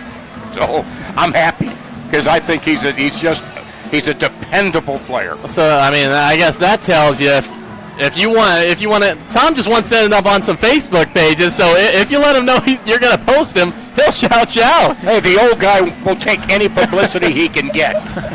So we know the Lunkers have to shut down the passing game and also the rushing game that we've seen they can play with, even the wide receivers. What do they need to do on offense besides limiting the turnovers to get back in this ball game? Well, I tell you what, the first thing I've thought about is any team that has Tyler Kolka and Brandon Mackey, I don't rest easily at all. They have the tools to get back in this game quickly. It won't take them long. You need, instead of all the short passes, I think Kolka only attempted 1 deep pass in the first half, but he can hit those. And then you got Mackey, as I mentioned. He breaks tackles. With those 2 weapons, not too many leads are safe. And I say that as a compliment to those 2 players. Well, we'll be back with the full second half coverage. As of now, Duluth leading 30-9. For Tom Stocker, Jenna Graff, I'm Riley Underwood. Enjoy the second half. Barker's Waterfront Grill.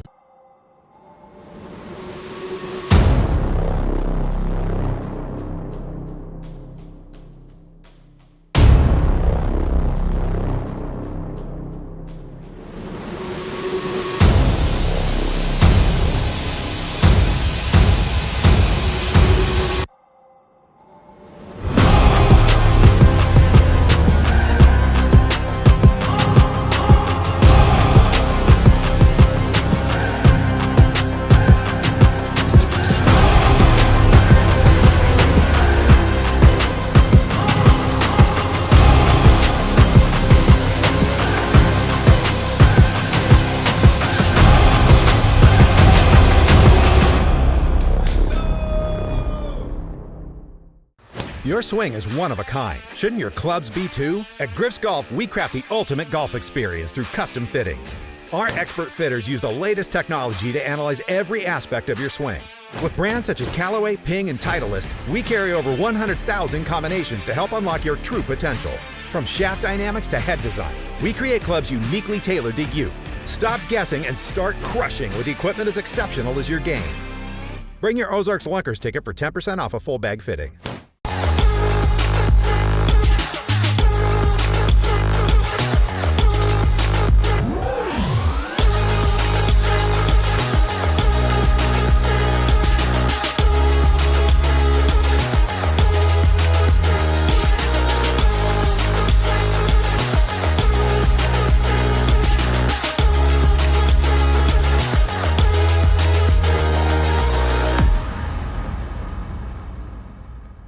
The key to a great toast is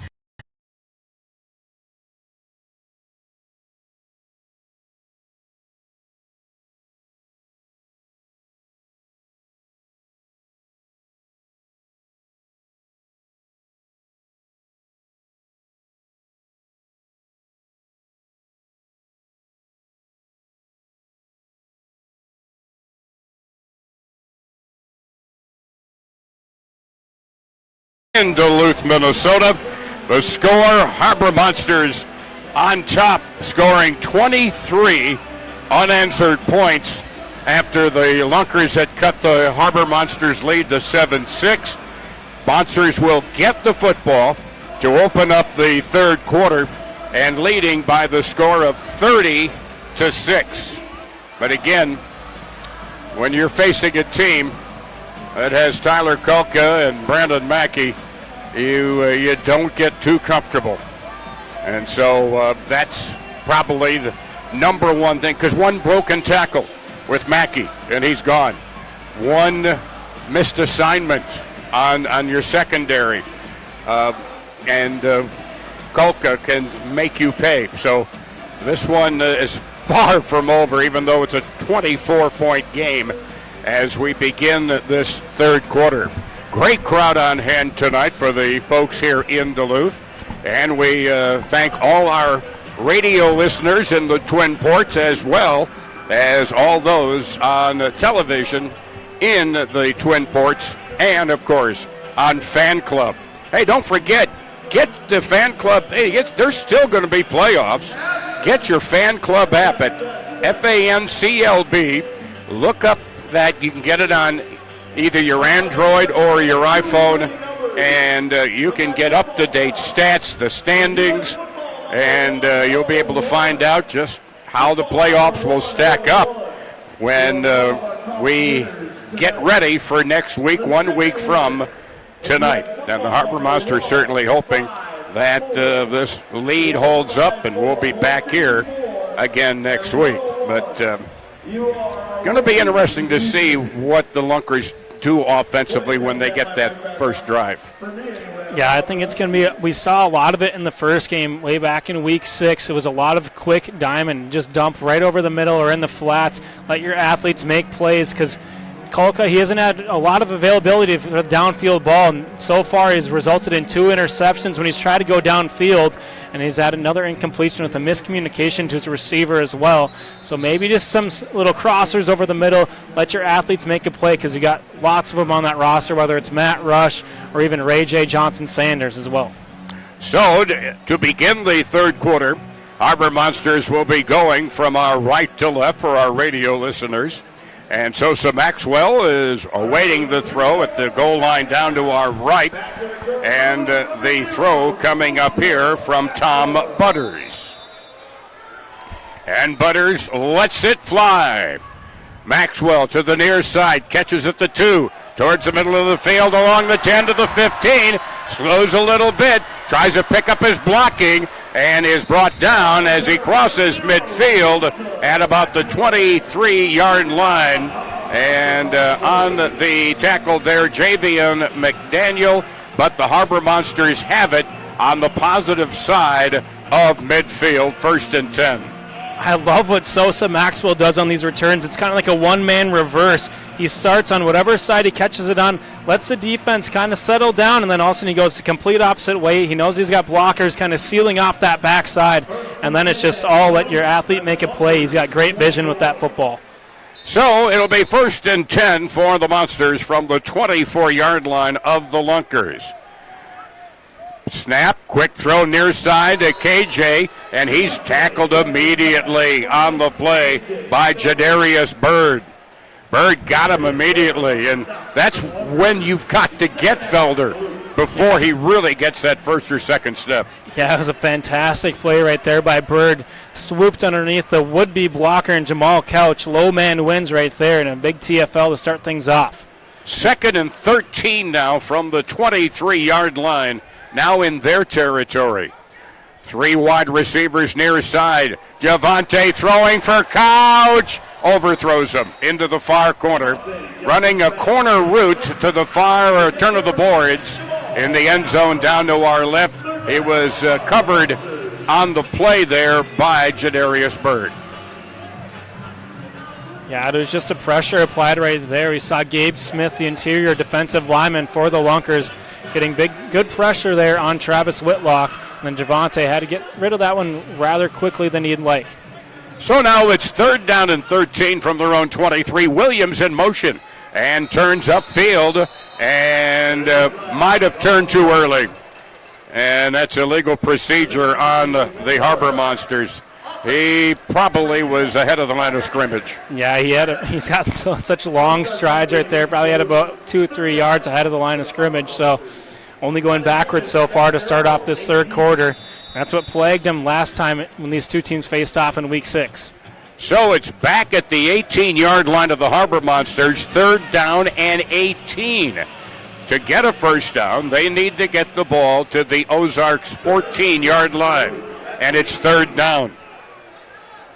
Early here in the third quarter, snap back to Javante Johnson, rolls to the near side, throws wide open and separated from the football on a hit by Lacavius Daniel. There was Quintavious Workman. The ball and Daniel got there at the same time, and the ball went elsewhere. Yeah, that is about as perfect defense as you can have right there for Lacavius Daniel. He had a hat on the football as soon as Workman had it into his hands, and that thing was sprung free. No chance for a catch there, and nothing but a big stand right away for Ozarks. And it's going to be a surrender for Duluth. Yep, and so it'll go to the Ozarks 15-yard line, and it will be the first drive of the second half for the Lunkers, trailing 30-6. With 12 minutes and 40 seconds remaining in quarter number 3.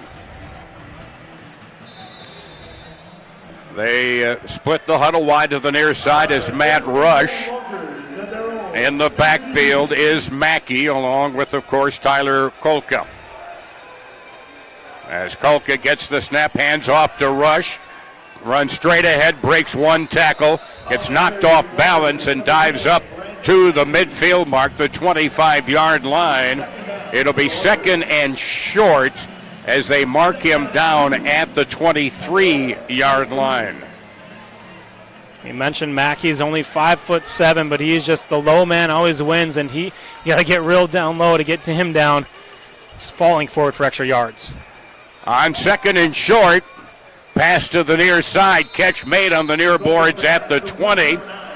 The catch made by Key and brought down by Sosa Maxwell along with Trey Wortham, but it's enough for a first down. It's in Harbor Monster territory at the 20-yard line after the 3-yard reception. Bad snap picked up by Mackey, and he is brought down for a loss of a yard on the play by Michael Austin Fields. Yeah, just a second bad snap we've seen all day out of Jake Swerple at center. But Mackey, right place, right time, and one of the few times they'll tackle him behind the line of scrimmage. So it brings up 2nd and 11 now from the 21 of the Harbor Monsters. You've got the old power I formation in the backfield. 2 running backs. Now Rush is sent in motion out of the backfield. And Kolka throwing into the end zone. Incomplete. Nowhere close to Rush, who was covered closely on the play by Sosa Maxwell. Brings up 3rd and 11. And there, again, has been in this game a rare long passing route, but off target, missed him wide. 3rd and 11 now at the Harbor Monster 21-yard line.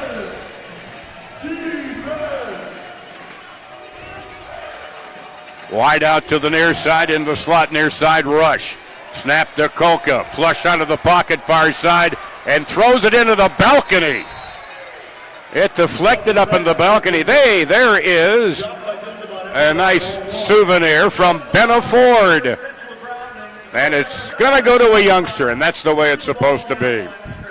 Absolutely. Gets him a size upgrade. He's got the mini football. Now he's got the full size, full edition right from the field right there. But Ozarks keeping their offense on the field right here with this big deficit so far. 4th down and 11. 9:43 remaining third quarter. They trail 30-6. Kolka now redistributing his wideouts. Key to the far side. Rush to the near side. Pass thrown behind, but a nice grab on a pass thrown behind him by Ray J. Johnson-Sanders. It's a great catch by Ray J. Johnson-Sanders, but even better defense by Dante Mason. He had him wrapped up as soon as he came away with that football and didn't allow him to get any further than that as soon as he caught that ball, and a turnover on downs for Ozarks. It'll be at the Harbor Monsters 14-yard line.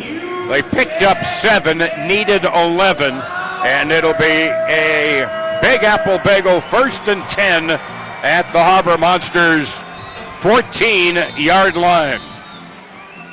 Neither team with any points on the board here so far in the third quarter. Javante has Williams. He'll go in motion, wide out on the near side. KJ now in motion. Yo-yo's back to the near side. KJ throws, catch made by McAllister at the 15, brought down at about the 17-yard line by defensive back Brock Carter, who the first time we played the Lunkers, he had 7.5 tackles. Yeah, just a good open field tackle right there, but you got to give credit to Javante getting that sidearm arm slot, getting the ball out with pressure in his grill, and finding McAllister for just a short game, but it's positive gains. 2nd and 7 now from the 17. In motion, far side, that's Couch. Now a long pass into the far corner, looking for Couch. No. He had some room behind the defender on the play, and that was Jacqueline Jackson, a defensive back. But the pass was not on target. Yeah, if that one would have been on target, Jamal Couch would have found the end zone through the air for the second time and his 4th overall touchdown on the night. Javante's going to be kicking himself a little bit for that one, but now a big 3rd down. You don't want to send the defense back out there with a short rest once again. 3rd and 7, just over, or just under now, 8 minutes. And a pass near side, trying a wide-out screen was Workman.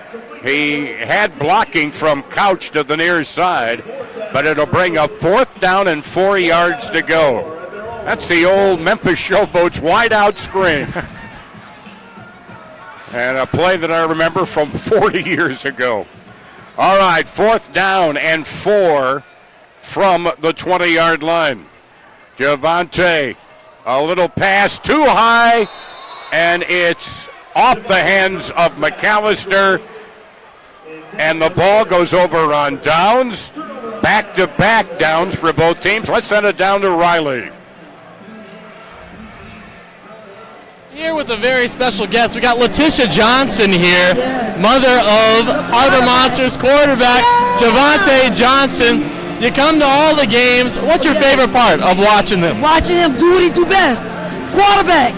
That's what I love. He's been doing it since he was literally 6 years old. And he's winning too. From football to basketball to baseball. He done broke records since 6 years old. Like, yeah, he's just an all-around sportsman. An all-American, they used to call him. All-American sportsman. Yes, awesome. I love him. So, what makes you the proudest watching him out there leading the team to these victories? Number 1 spot right now. His leadership skills. He's an awesome leader. He's very manable, very respectable. I don't know. Take charge type guy and do what he got to do on the field.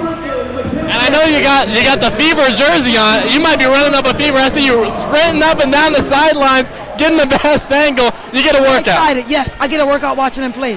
It's like it's such an exciting, a good, proud mother moment. Y'all could never. I don't know how to explain it. The joy my heart feels. All right, we're excited down here. I'll send it back to you guys. All right, the handoff goes to Mackey, cuts right, then back to the left side, finds room, and brings it down to about the 8-yard line. Tackled by Sosa Maxwell, where it'll be first and goal. Also on the tackle over there, that looked to be Quintavious Workman. So the ball's at the 8. A 12-yard run there by Mackey. And it's first and goal, just under 6 minutes remaining. Snap back to Kulka, intercepted to the 25 and going all the way, Dante Mason. Dante Mason about 45 yards on the return. The defense strikes again. How about that? They try getting a little tight end dump over the middle. Kolka lofted that one up with pressure coming. Dante Mason says, I'll take my second pick of the day, and I'll find the end zone as well with this one. A big-time score by the defense right there to extend the lead to 30. And it was from the 5-yard line, a 45-yard pick six for Dante Mason. And it makes it a 30-point lead pending the point after, 36-6. Harbor Monsters will look for 2 here on the conversion. Williams, wide near side. Slot, both Couch and Felder. Johnson under pressure and throws it away. Getting a lot of pressure there. Got rid of it. The pressure by both Daniel Charles and Craig Travis. No good on the point after. So 4:49 remaining third quarter. And so neither offense has yet to score in the quarter. No, but we mentioned it in the first half and in the pregame. Coach Tony O'Neill loves it as defense picks up points for his offense. They don't always put up the most offensively, but that defense, whenever they can score, that's just a huge rush for the offense and a huge play right there for Dante Mason when it seemed like the Lunkers were on the front doorstep. Well, that's the Harbor Monsters with a chance to go 6-2, an offense that's 5th in the league in total offense. So numbers do lie every so often, but also that defense overall 3rd best in the league. Numbers do lie, but defense do win championships. Yes. And that's why there's one hanging right here in Duluth and trying to get number 2 in the first 2 seasons of the Arena League. So the throw-off coming up. Back and throw it off for Duluth, number 6, Jamal. Couch will throw it from the end zone. There you take a look at Jamal. Left-hander, by the way. Caught at the 5. To the middle, to the 10, slanting near side to the 15. Brought down across the 20-yard line is Key. Tackled on the play by Lavelle Spruce. And shaken up on the play is Brandon Mallory. And we have an Orthopedic Associates injury timeout. Here comes Betty, the trainer, heading out there to see what she can do to aid Baron Mallory. By the way, the drive will begin at the Lunkers' 21-yard line.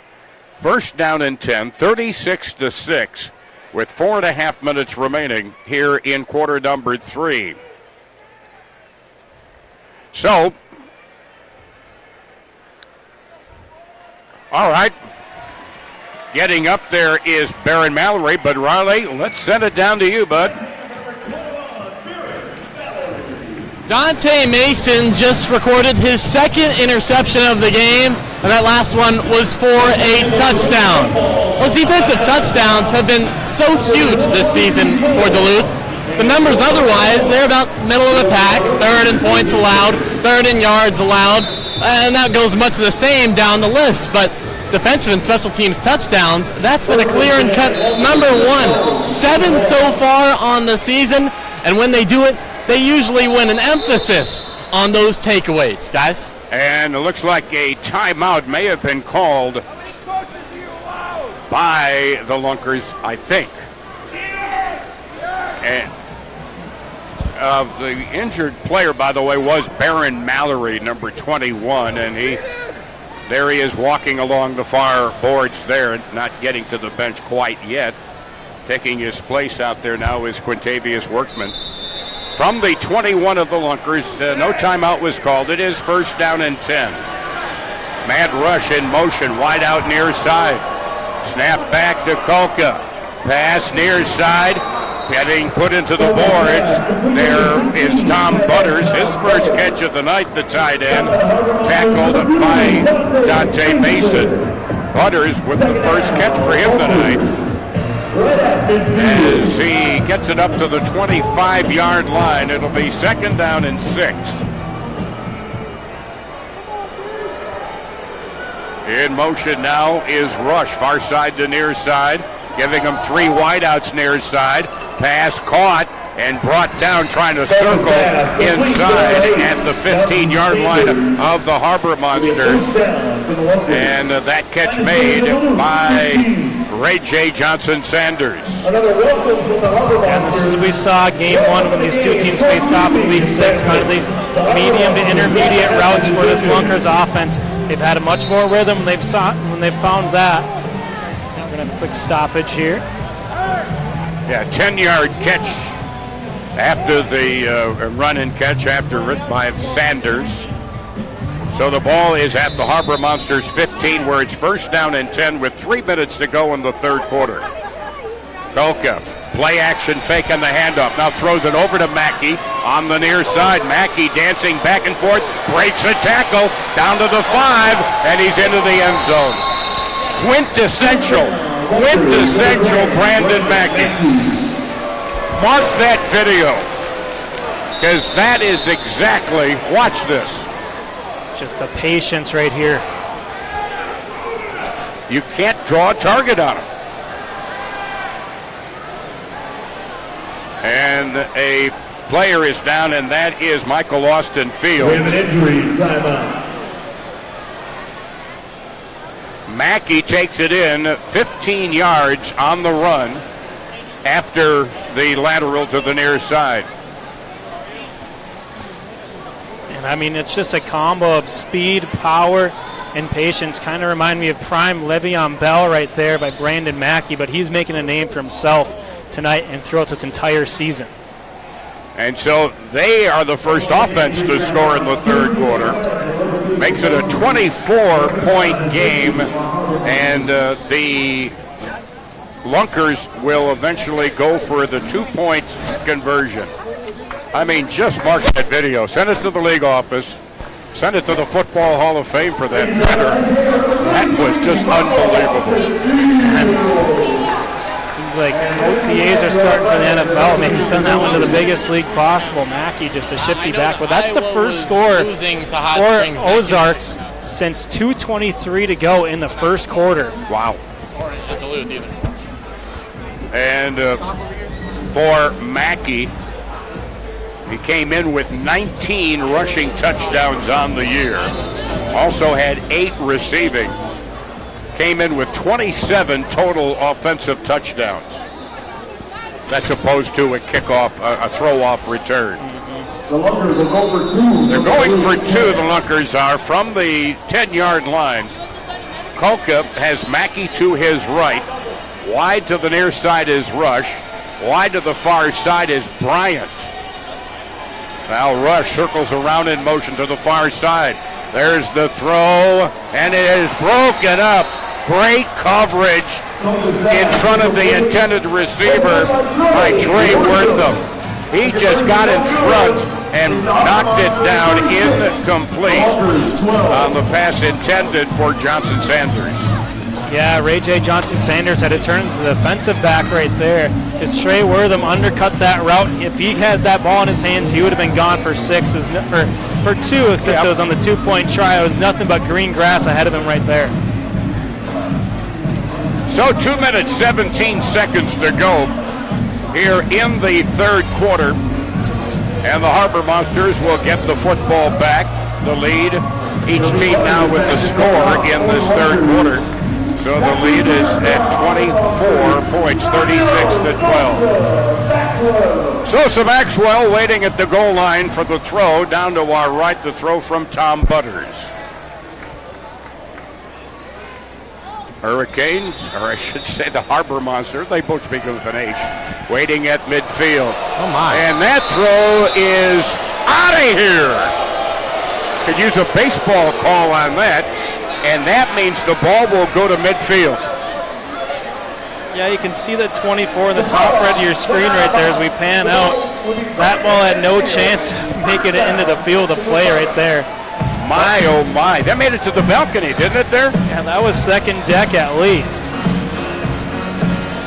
Almost made it to Bob Uber's seat. First and 10, Harbor Monsters at midfield. So the out of play throw off, and the Monsters have it from the 25-yard line. Just over 2 minutes remaining in the third quarter here at the deck. 36-12 Duluth. Man in motion, 3 wideouts far side. That gives him. Javante is brought down. Throws, completes it to Kevin Felder, and Felder takes it in for the touchdown. I thought for a moment that Johnson was horse-collared. I thought that was a horse collar. No penalty marker was thrown, but he got the pass to Felder, and Felder makes it in, getting in past Daniel Charles. And how about that? Another one-play drive for the offense. What a play there by Javante Johnson. Seemed like he was dead in the water. As you can see in the replay, certainly a horse collar tackle, no laundry in the field. Gets it to the elusive KJ Felder and takes it in for the 25-yard score. Wow. That's strength there by Javante Johnson, who gets the snap, looking for the 2-point conversion, and he loops it out of play. And a Ford souvenir for a lucky fan here this evening. A 2-point try, no good. 1:06 to go, third quarter, and the Harbor Monsters up by 30, 42-12. That's amazing. And a little amazing that there wasn't a yellow hanky on it. Yeah, well, ball does not lie right there. What a play by Javante Johnson. Put that one on the highlight reel. So, now the Monsters will throw it back to the Lunkers. With just a minute or so remaining here in quarter number 3. Do you have an update? I believe the Wise guys just scored to go up 1, awaiting the PAT. Wow. Third quarter winding down. Wise guys are up 25-24, so a big-time push by the Iowa Woo as we are waiting. Well, impressive for the Wise guys, the expansion team this year, and they're going to be in the playoffs. One of the two will. Eau Claire will not make it, and St. Joe, an established team, will not make it. So here now is the throw off.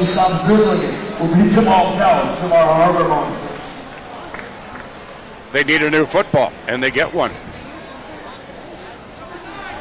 And a youngster gets a new football there. I love it. I love it when kids get the football. Kid will take it home and sleep with it tonight. Now the left-handed throw by Sosa. It bounces along the boards and bounces out of bounds before Devontae Key can get there. And so it will be brought out. It didn't go out airborne, so it'll go out to the 5-yard line. That went out of bounds. The ball will be placed at the 5-yard line. Yeah, that's different because the ball did bounce in the field of play. And inside the 10-yard line, which is where throw-offs have to land inside the 10. And that is an absolute win for the Harbor Monsters special teams right there. Dante Key is taking them out to midfield. They're right around there. It seems like every single time. For them to start on their own 5 yard line is big for this defense. So now Kolka waiting for the snap at the goal line down to our left. Fades back into the end zone, throwing deep down the near side and overthrows Emory Bryant Jr., who was covered stride for stride by Trey Wortham. Second down, Lunkers. And right now, the passing game's just not hitting on too many cylinders. No, and especially that deep ball threat has been an element that their passing game has been completely missed on so far in this game. So it brings up now 2nd and 10 from their own 5. Handoff inside. Getting stopped for a moment was Mackey. Doubles back and he's open. 10, 15, 20. One man to beat. And guess what? He takes it all the way. Unbelievable. A 45-yard touchdown run by Brandon Mackey. It looked like he was stopped cold. All of a sudden, he bounces out and takes it all the way. Watch it on the replay. Yeah, he was plugged up there, but then broke a tackle by the 1-yard line by Mason, and then the only man back was Wortham. Brandon Mackey is a walking highlight reel whenever he has that football in his hands. And a huge score and trying to give his team some momentum going into the 4th quarter as time expired to the 3rd quarter, but a huge run there. And again, they're looking for the 2-point conversion, are the Lunkers. Mackey to the right of Kolka. Kolka drops back, throws, overthrows everybody in the end zone. Man rush may have been. This is the end of the 3rd quarter. That is the end of the 3rd quarter. The Harbor Monsters. Yes, it's the Harbor Monsters.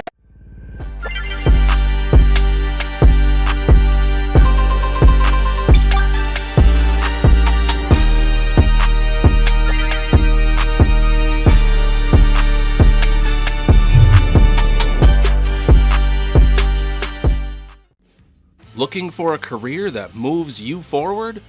At Jeff Foster Trucking, you're more than a number. You're part of a family built on respect, support, and stability. Whether you want local routes or long hauls, we offer great benefits and home time that works for you. Apply today at jefffostertrucking.com and drive your career forward. When you're in a pinch and need a meal fast, turn to your local Super One Foods. Super One is proud to offer convenient, delicious grab-and-go food options that are sure to satisfy even the picky eater in your family. Stop by your neighborhood Super One Foods, serving you lower prices and better choices.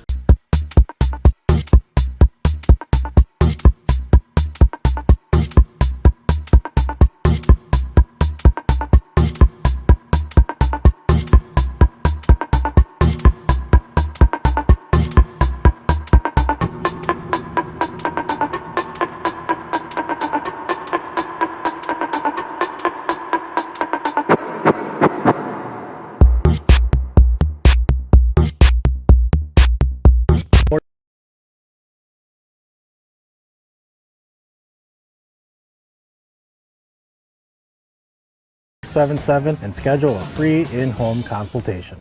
Welcome to Club 1 Under, the Twin Ports' premier destination for a fresh take on your neighborhood sports bar, fused with an exhilarating golf simulator experience. Powered by 5 full swing simulators, Club 1 Under can take you on a sport immersion adventure. From a premium golf experience to one of the many other activities, there's something for everyone. Looking to keep an edge on your golf buddies? Club 1 Under helps you keep that swing on par all year round. Club 1 Under has a full bar loaded with premium spirits, pizza, and additional food options within the fit. Well, we're heading to the 4th quarter. 42-18 Monsters, but putting on a show. Actually, both teams offensively, but what a show by Brandon Mackey. 3 touchdowns tonight. He had 4 the last time. 7 touchdowns now against the Harbor Monsters. Yeah, Mackey doing whatever he can to keep his team in this game right now. They got quite a hill to climb right now, trailing by 24 points going into the 4th quarter, but if you get the ball to Brandon Mackey, you better send your entire team to wrap him up and some, because he is one tough cookie to bring down. I thought they were having a golf, are those golf balls or wiffle balls? No, those are marshmallows. Oh, marshmallows! Sometimes my drives, I hit them like I hit a marshmallow. Because I was wondering, because that last one was kind of heading in our direction up here. A bit of a 4 left. Jenner Graff along with Riley Underwood. I'm Tom Stalker. Thanks for being with us this evening on My 9 and the Twin Ports, on Fan Club TV, on the Fan Club app, and on radio on 106.5 AM, or FM I should say, 560 AM WEBC Duluth Superior. So 15 minutes are on the clock, 42 to 18. The Harbor Monsters with the lead, a 24-point lead.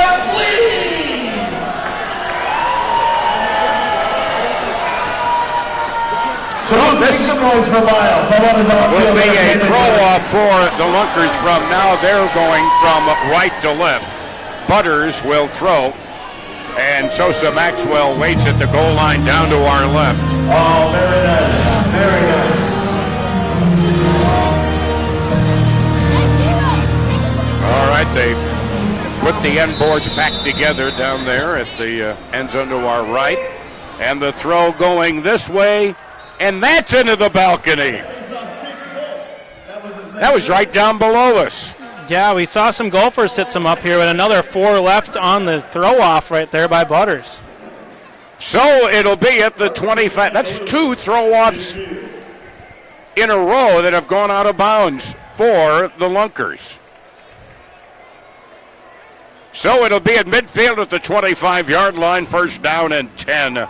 A Big Apple Bagel first down for the Monsters, leading 42-18.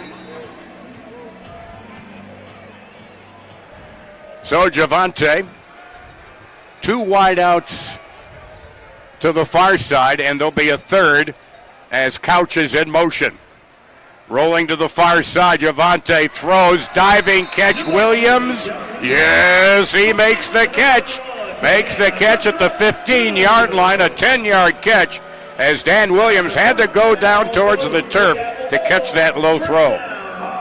You just got to throw it in the vicinity of Dan Williams, and he will come away with that football. Just a great route right there. Got past the sticks, found the soft spot in the zone in the defense, and a great catch as he was falling down to his backside by Williams. Another Big Apple Bagels first down from the 15 of the Lunkers. In motion, Couch to the far side. Javante pump fake, throws for Jamal, and overthrows it out of play in the far corner of the end zone down to our right. It'll bring up 2nd and 10 now from the Lunkers' 15-yard line. And the Harbor Monsters 14 minutes away from perhaps clinching the number 1 seed in the playoffs a week from tonight. They'll play the number 4 seed. The 2 and 3 will play each other at the home of the number 2 seed. Javante, quick short pass, caught there by McAllister. The Mac attack brought down at about the 11-yard line. Craig Travis, the third linebacker, with the stop, but a penalty marker is down.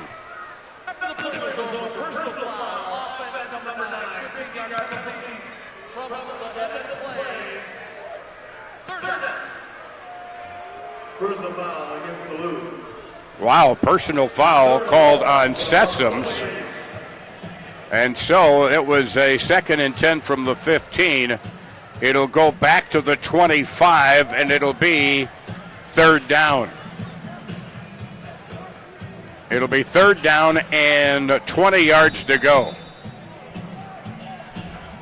Ball back at the 25-yard line. In motion, Williams, far side. Snap goes back to Johnson. He's in the grass, but throws, and it's picked off. Diving pickoff by Kalen Jackson. The pass intended for Jamal Couch on the far side inside the 15-yard line. First turnover for the Harbor Monsters tonight. Yeah, Johnson's trying to make a play right there to avoid the sack. But someone you just want to hold on to, maybe just take a surrender there. Tony O'Neill out to talk with referee Josh Thoreau, but the conversation is short-lived. And so this will be first down and 10 for the Lunkers. Was that fourth down? Oh, interception, of course. What am I thinking? Well, just about as good as a surrender right there, though. They take over on the 15. Yeah. In motion, barely staying on side is Bryant. Long throw, over the shoulder catch in the end zone. Touchdown, Matt Rush. Rush was all by himself. Nobody was covering him. Wow. Yeah, Trey Wortham was the one guy who was in coverage right there, but lost his footing around the 15-yard line. And all he had to do is find Rush to get him in the end zone, and a great job there. The first deep ball we've seen Rush and Kolka connect on, and a big one here for the Lunkers. 35-yard catch by Rush. They look for the two-point conversion, trailing 42-24. Back it goes to Kolka. Pass is blocked, and a penalty marker is down, and they're going to call a late hit on Shy Hill. The block was by Michael Austin Fields, but Shy Hill couldn't stop his momentum.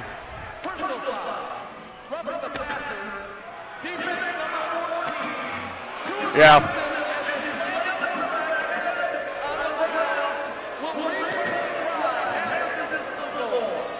It is half the distance to the goal.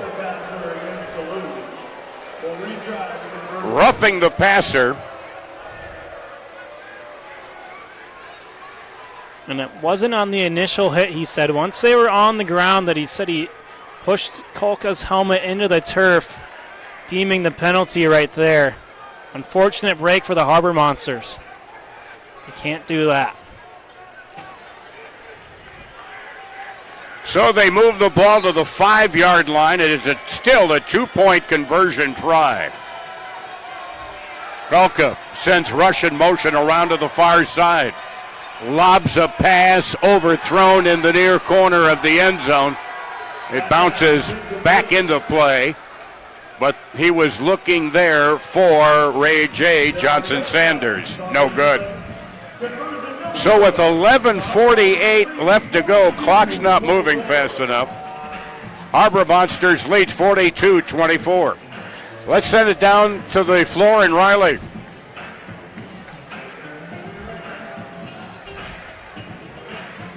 No one's ever happy with the referees. In my pregame interview with Coach Tony O'Neill for Duluth, he said, well, I think this one's going to be better because last time we played, it was 7-on-11, referencing the zebras in the white and black. And in this game, I've been sitting by the Ozarks bench. They're yelling for flags every time. And that last play on that conversion, Tyler Kolka, the quarterback's head, bounced up and down on the turf. Didn't look very good. And then Tony O'Neill was getting in the referee's face and complaining about that one on the ensuing play. They were complaining about pass interference over here. And finally, defensive back Baron Mallory for the Harbor Monsters had enough. He was like, shut up, stop complaining. So, okay. I mean, if you're a referee, you just got to have thick skin because no one's going to be happy with you. Butters just threw it intentionally up into the balcony. And so it's like they're saying, all right, take it up the 25-yard line. They don't want to risk a return? Or what? That's 3 straight throw-offs that are out of play.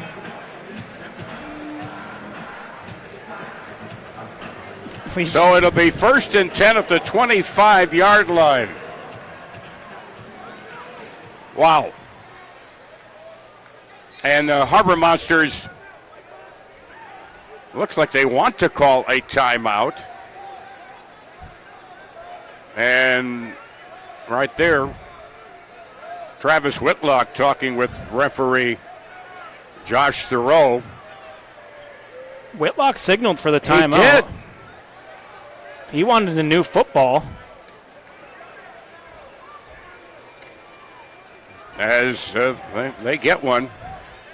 They were pumping up a bunch of them before the game this evening. Another Benaford football. So it's at the 25. Again, a third straight throw out of bounds for the Lunkers. And quick throw. Felder to the 15. Brought down into the boards from behind by Brock Carter. Catch by Felder. And they give him progress to the 14-yard line. It's an 11-yard reception. And it's another Big Apple Bagel first down. 1st and 10 from the Lunker 14-yard line with 11 minutes, and the clock is running, if they say, as NASA. Actually, the astronauts say it. All right. Whitlock with the snap back to Javante. Quick pitch to Felder, who gets tripped up immediately. Tripped up immediately by Jadarius Bird for a very short gain. In fact, no gain at all. It'll be 2nd and 10 from the 14-yard line.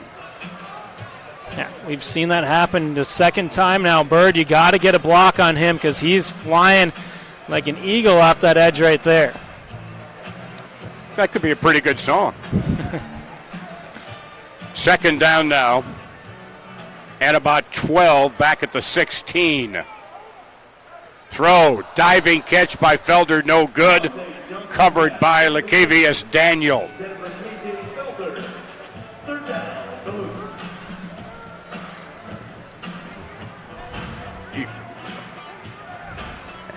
And so it's back at the 16-yard line, 3rd down, 12 yards to go. But right now, at least, the clock is the friend of the Harbor Monsters, leading by 18, 42-24. Back to throw. Pass caught to the 10, to the 5. Touchdown, Felder! He broke a tackle on the way. 16-yard score by Kevin Felder. KJ does it again. Touchdown, Harbor Monsters. Well, he's got number 3 on his jersey. You can call him KJ3. It's his 3rd touchdown of the day. Breaking tackles left and right and extending the lead, and a much-needed score right there for the Harbor Monsters. Brock Carter had the best shot at him, but could not stop him. A 16-yard touchdown reception for Felder. Flash does it again.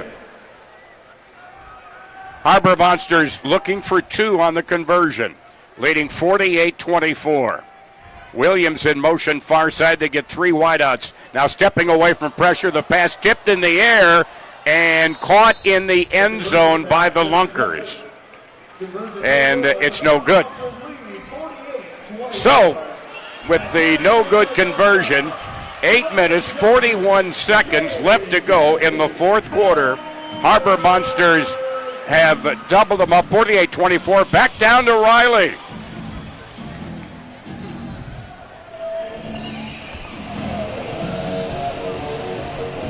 Go ahead, Riley. After Brandon Mackey's 3rd rushing touchdown of the day, Duluth head coach Tony O'Neill came over to the Ozarks bench and said, yeah, that guy's good. I'm not going to lie to you. Brandon Mackey's the MVP frontrunner right now. 3 months ago, he didn't know the league existed. He was sitting in his biomechanics class at Kentucky Wesleyan when his agent called him. Now, Mackey's a sports management major, so he was happy to step out and take the phone call. His agent said, a team from Springfield, Missouri wants you on their team. The catch, it's indoors. That wasn't in Mackey's plans. Now, he had tried out for the BC Lions of the Canadian Football League. He never got a call back. Being listed at a generous 5'7" didn't help his case. But so far, Mackey has proved himself as a rookie in the Arena League. He has over 600 rushing yards so far. The next closest running back, Jeff Mack from Iowa, he has 191. Brandon Mackey, a true good, one of the best players the Arena League has seen this season. I tell you, Ronnie, the fact that he was in his biomechanics class impresses me even more. My goodness. By the way, the throw-off did not reach the 10-yard line, so the Lunkers will take it over at the 25-yard line, trailing a 2-1 margin, 48-24.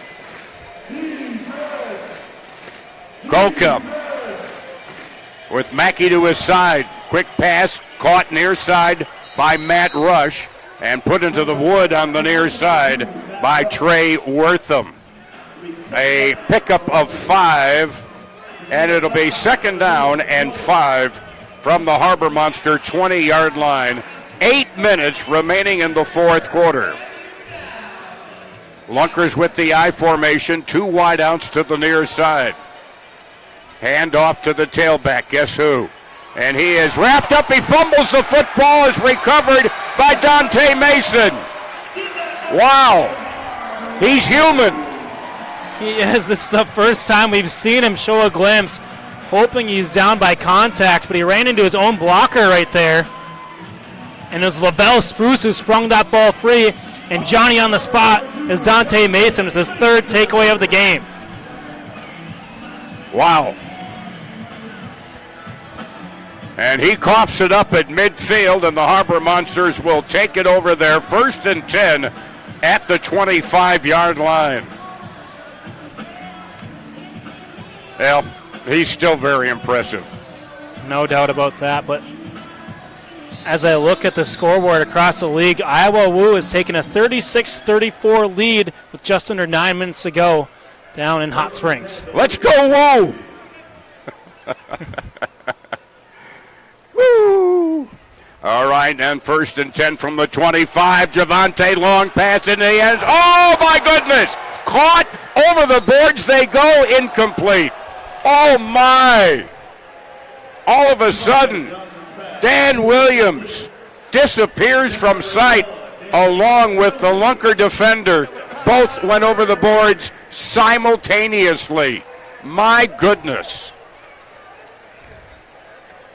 Watch. And all of a sudden, they disappear.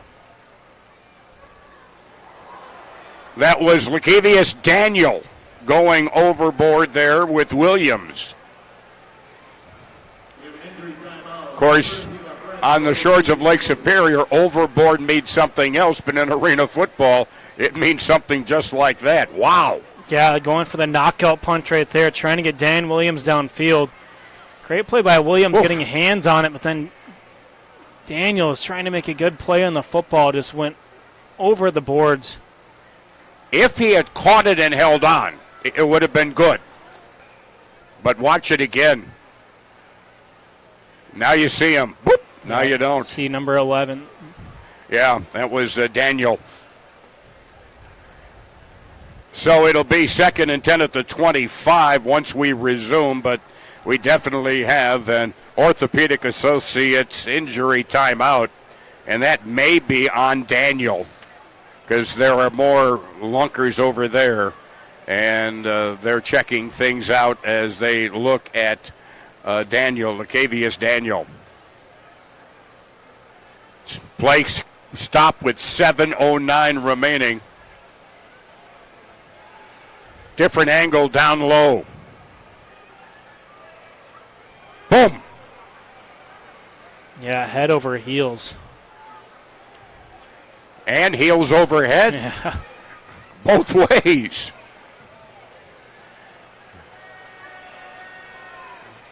Well, we haven't seen any activity, and they're still looking at whoever it is still on the deck. And I'm talking about the DECK, not the DECC. Or I guess they are on the deck at the deck, for that matter.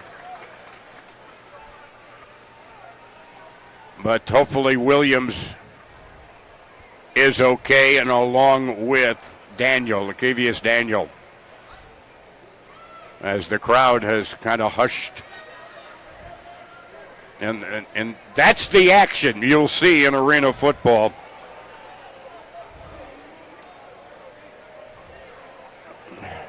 So, folks, a reminder with the playoffs coming up a week from tonight, if you haven't picked up your fan club app, FANCLB, just search that. either for iPhone or any other that you have, that go ahead, get in there. And the more you check in, the more points you earn, and you can qualify for prizes. You can also see the latest stats, the latest standings, the latest players. You can see team and players' individual stats. You can even check their stats game by game. That's all the stuff you can do with Fan Club, FANCLB, and check it out at your app store, whichever system you use. And folks looking on here, but get them on the big screen and they come to life. 36-34 Iowa. Okay. That's just amazing.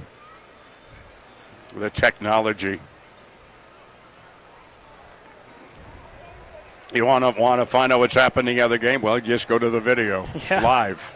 And you can do that with Fan Club. That's what we got on right here in the booth. Yep, that's exactly what we're doing. As we continue, and all we can do, they're looking over the boards where that play happened. And I don't believe either one of the players has emerged. 7 minutes, 9 seconds remaining. Or did Williams get up? I think Williams is on the bench now. He may. Okay. All righty. I missed. Yeah, he is. He's on the bench. Coming over, Ray J. Johnson, Sanders.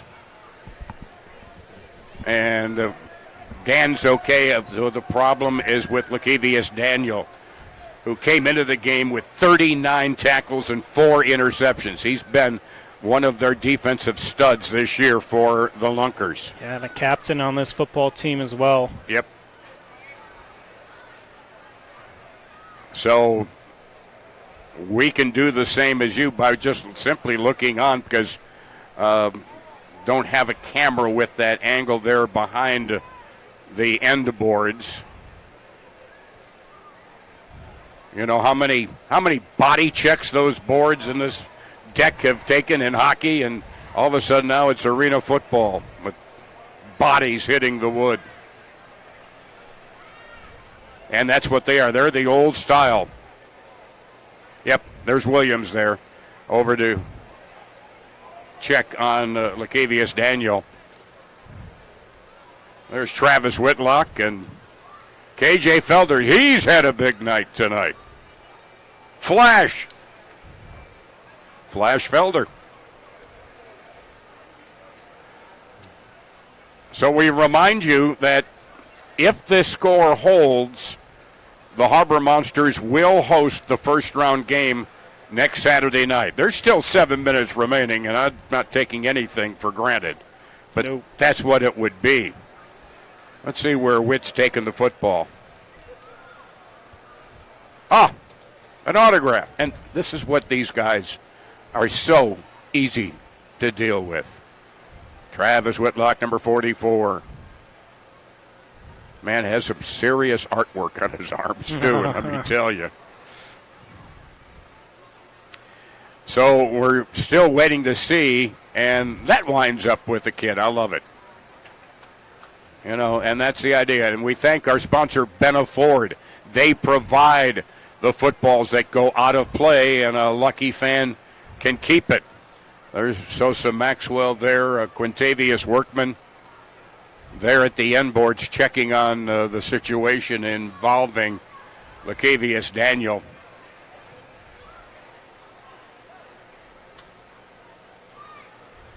I know, but and now we're taking, I believe it's one of the first responders on and we do have an ambulance always standing by.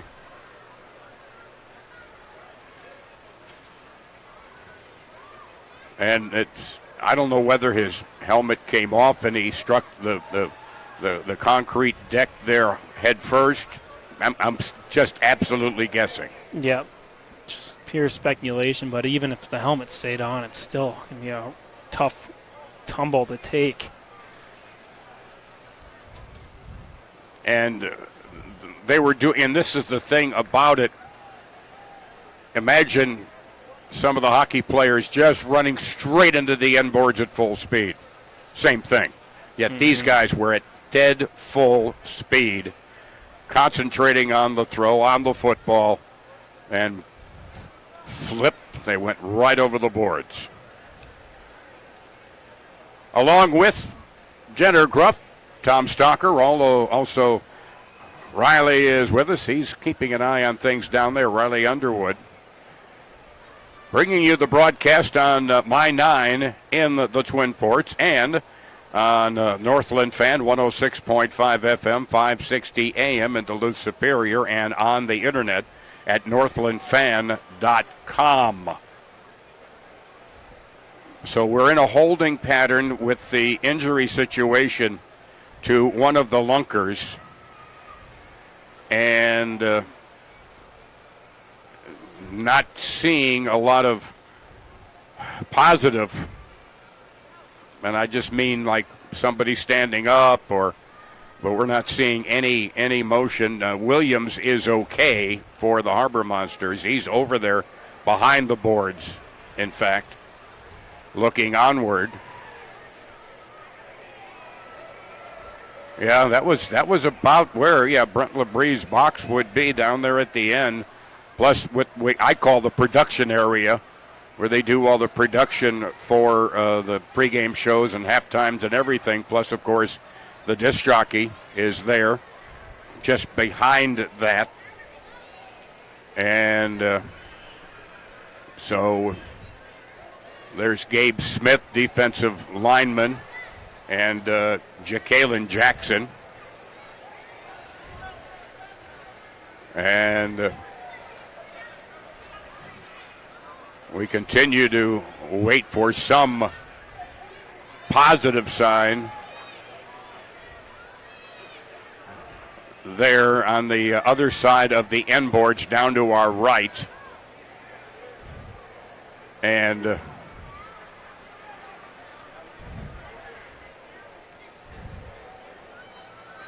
that was a 2nd and 10 from the 25. No. Yeah, it is. 2nd and 10 from the 25. That's what the down marker still says at the 25. So is it now second? I don't know. I think so. I didn't mark down what the play was on 1st and 10. I think it was because the throw-off was out of bounds. Throw-off was out of bounds at the 25, 1st and 10. Or the fumble. So there's 7:36 on the fumble. Okay.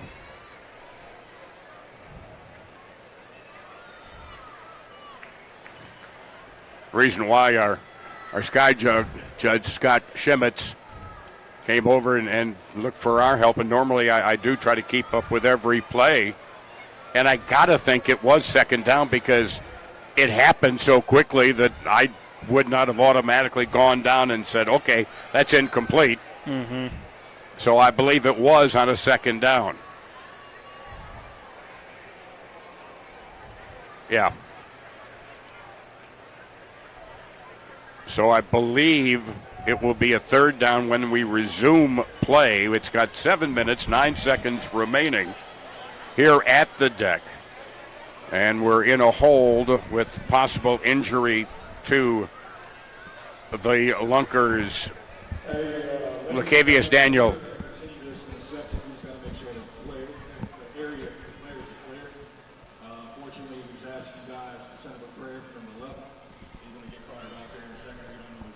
He's going to be taken, okay. He's going to be taken off on a stretcher. That's the first word that we have heard. Referee Josh Thoreau's over there as well. But, yeah, it's obviously a little more serious than we thought. And we wish the best for Lakevius. You don't want, these guys play hard. And injuries happen. Mm-hmm. But, you don't want anything serious. It kind of makes everything in a completely different light. Still 36-34. How much time left? 3:47. The Woo with the football. Well into Hot Springs territory. Okay. And that's in Hot Springs. Hot Springs coming into the game this evening in fourth place at 4-3. They've won 2 of their last 3. Iowa is 1-2 in their last 3. They're 4-3. Harbor Monsters staff, if you have a vehicle parked at door 6, please move it. We're going to take a look at the play once again and also see if we can catch a glimpse of the down marker as well. Oof. Wow.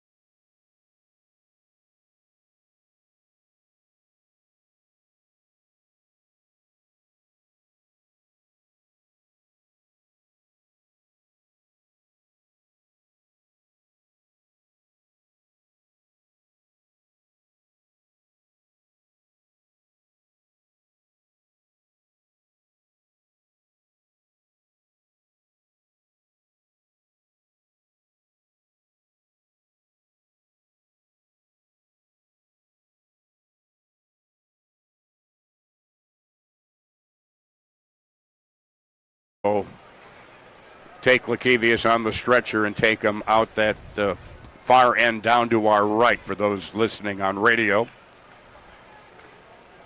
And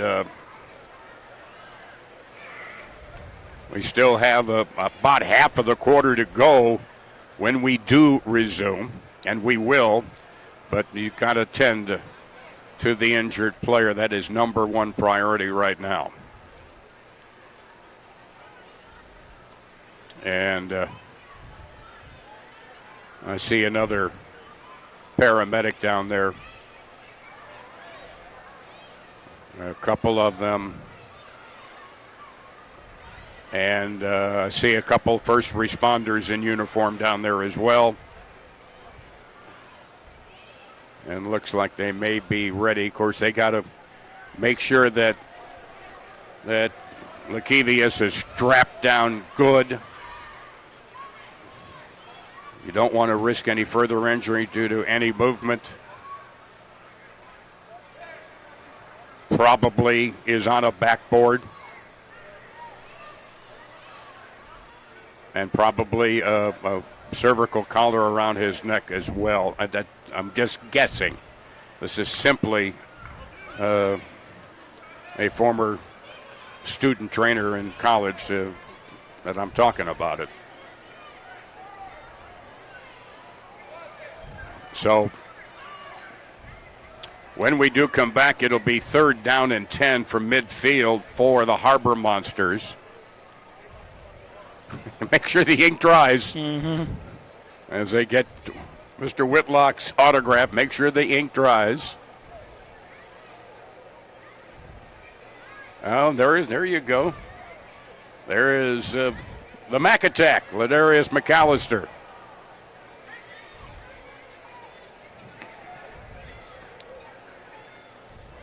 And a lot of the fans have stuck around, which is good.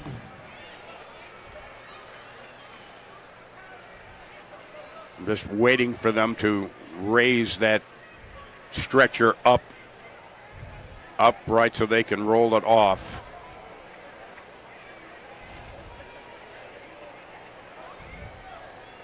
And again, all this happening on a play that was 2nd down and 10 from midfield, a deep route, straight fly pattern down the middle, and the pass overthrown, but it was intended for Dan Williams, covered right behind by Lakevius Daniel, and they both went hard over the boards at the end boards down to our right in the end zone down there. As I turn to the Hot Springs game, Iowa Wu turned over the ball inside the the Wise Guys 5-yard line, and then a tipped pass interception returned back to the 1 for the Iowa Wu with 1:40 to go and a fresh set of downs to try and get into the end zone. Wow. Both those teams will be in the playoffs. It's just a question of who's playing who and where.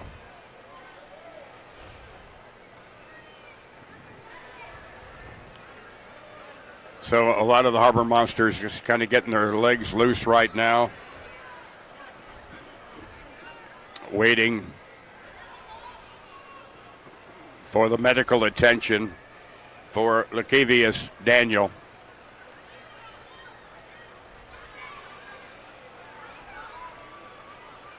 And again, we're still. Well, now I see the backboard. I see that. And they're getting that down now. So there's still going to be some time in this process. The first responders working on the situation.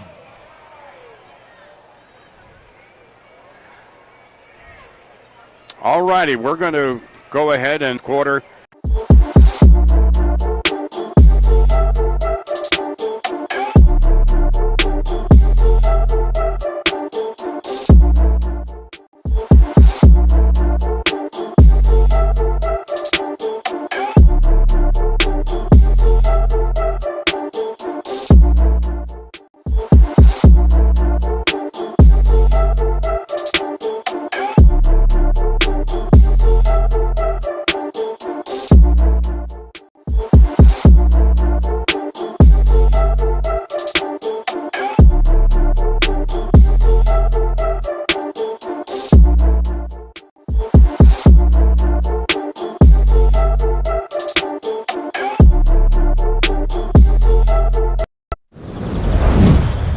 That's the spot.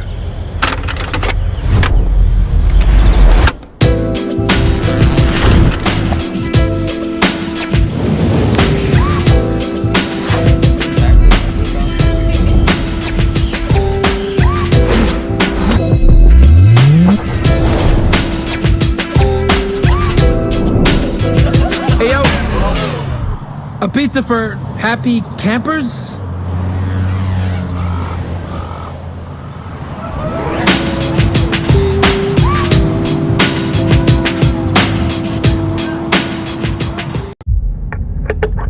Jump psychological assessment in progress. Subject 003, Jonathan J. Kabongo, 28, tactical fitness trainer, Toronto, Ontario. Confirmed. What will follow is some simple word association. For example, I might say strength, and you might say Rest.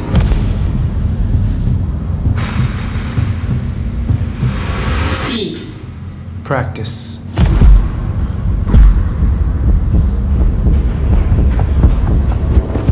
defeat. Unbannable. Clever. Pressure. Peace. Greatness.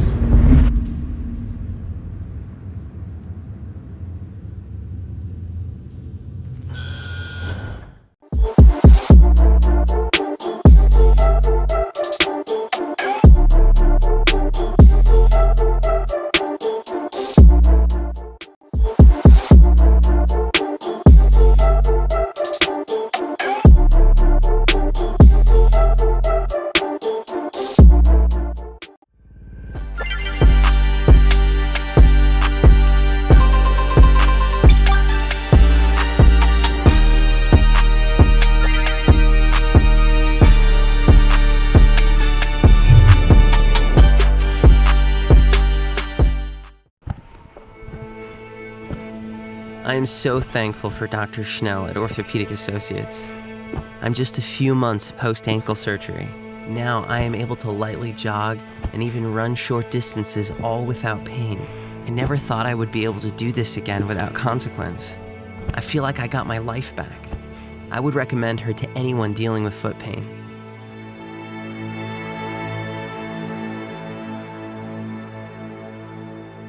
Welcome to Legacy Cannabis, your local experts for all your cannabis needs. Legacy has the largest selection of edibles, beverages, seeds, local pipes. Also learn to grow classes to start your own cannabis plants. Legacy Cannabis. Summer's just around the corner. Hold fast, we got you covered. Earth Rider Beer. Gather responsibly. There's plenty of room for your whole crew at Felder Tap House. We've got big screens everywhere, so you won't miss a minute of the game. You're gonna love our beastly Bloody Marys, massive cheese curds, and bodacious burgers, like the incredible Felder Tap Epic Burger. Top it all off with our wonderfully crisp, icy cold craft beer. Go ahead and duck out of work a little early and relax on our patio while you and your besties enjoy your choice of weekday lunch specials. Exclusively available at Felder Tap House.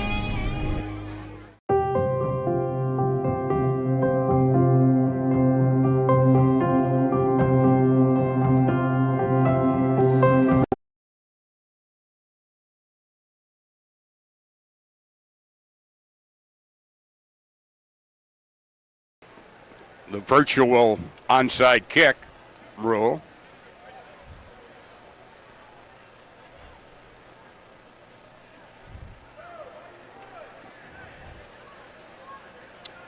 All right, let's send it down to Riley Underwood. Riley, what do you have?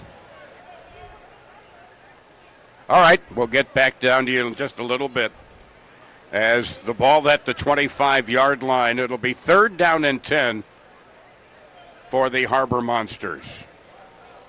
All right, ladies and gentlemen, play resumes here in the fourth quarter. Harbor Monsters 48, Lunkers 24. 3rd and 10 for Duluth at midfield. Javante Johnson back for the snap. Wide to the near side is Workman. Wide to the far side is Couch. In motion is Williams. Quick pass. Williams wide open. Catch at the 15 and is dragging four would-be tacklers. And finally they blow the play dead at about the 11-yard line for a pickup of 14 yards by Williams. And let's go down to Riley.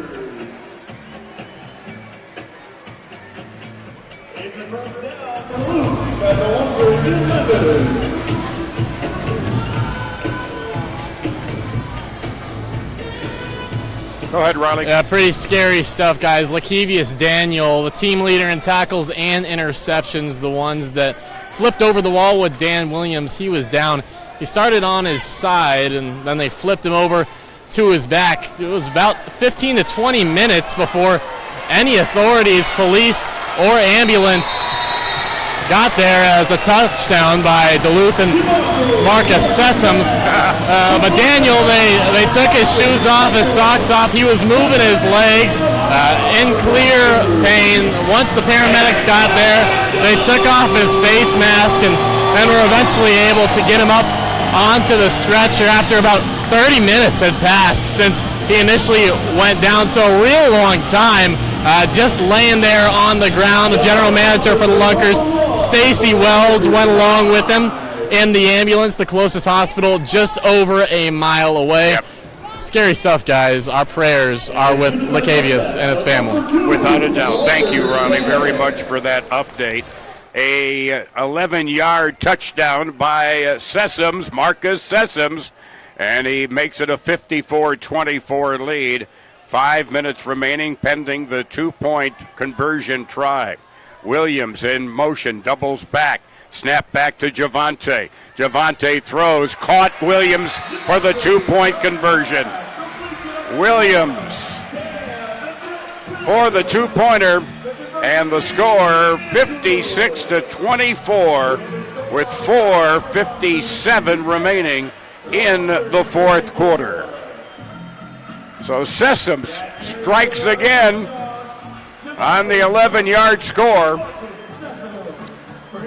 and he battled his way into the end zone. 56-24, 4:57 remaining, and the Lunkers will get the ball back. Yep, Williams right there, wide open. 42-40. Wise Guys trailing by 2. And the quarterback is sacked. I think that's Ambrose. The throw bounces out of bounds on the near side, and so it'll be at the 5-yard line for the Lunkers. 20 seconds remaining. Woo 42. Wise Guys 40. It'll be the fourth down conversion for the Wise Guys coming up. Yep, they get the ball at their own 5. It'll be 4th and 20. They have to get the ball to the 25 on one untimed play. From the 25 here, they made it to 25. They decided the throw did go completely out of bounds in the air. Snap back to Kolka. Pass complete, 20-yard line on the near boards to Matt Rush. Put into the boards by Trey Wortham. And down to the 19-yard line, a pickup of 6 on the reception by Rush.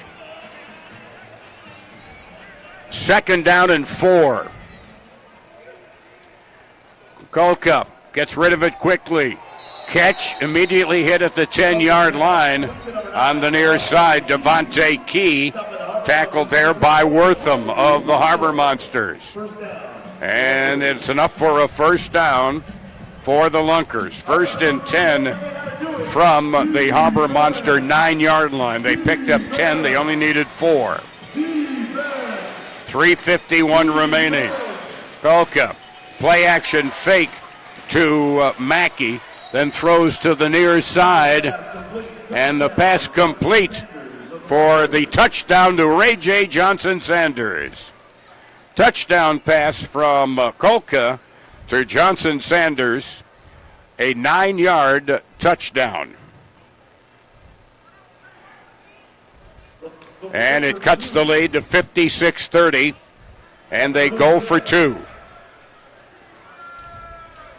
Wide out near side. There'll be a wide out motion slot near side. Back to throw. Kulka throws, caught at the goal line, and I think he broke the plane. He did. He was hit at the one, but he broke the plane reaching out with the football. So it makes it a 56-32 ball game with 3:03 to go. All right, we're going to do the virtual onside kick here. 3:03 remaining. They will get the ball, as I just said, talking about the Iowa Wise Guys game. And they converted, the Wise Guys converted on the fourth down. And it might have been for a touchdown. Looked like down at the one on our video there. Now this will be a 4th and 20 from the 5-yard line. The clock will not run on this. There's 3:03 remaining. It's an untimed play. They need to get the ball to the 25-yard line in this one play. As Kulka with Mackey to his right from the end zone. And he is tackled into the end zone. And what's the signal? He is sacked on the play. I think they're going to say he was down at the 1. And the Harbor Monsters will take over.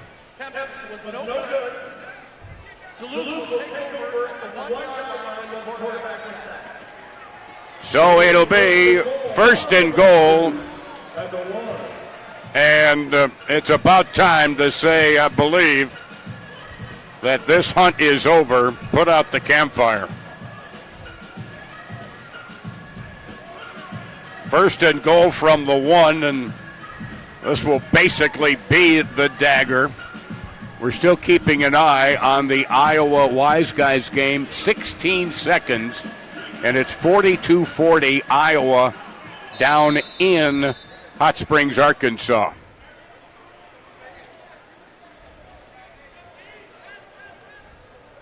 And so, Williams will be wide to the far side. McAllister is in the backfield, either side, along with Couch. Couch gets the handoff and heads to the far corner and scores. Another touchdown for Jamal Couch. Couch with another score. A 1 yard. He doesn't get a ton of yardage with his rushing game, but boy, does he pack in the points. Yeah, he's efficient. I mean, it reminds me of the Jerome Bettis stat line. 3 carries, 2 yards, and 3 touchdowns. And Jamal Couch is putting up a good fight for those same numbers tonight. The Harbor Monsters have the ball at the 10 for a 2-point conversion. Leading by 30, and we'll have the 2-minute warning after we have the point after. No. Is the 2-minute warning taking place right now? I guess it is. We'll take a timeout. Back with a try for the point after this on Harbor Monster Football. It's toasted sandwiches.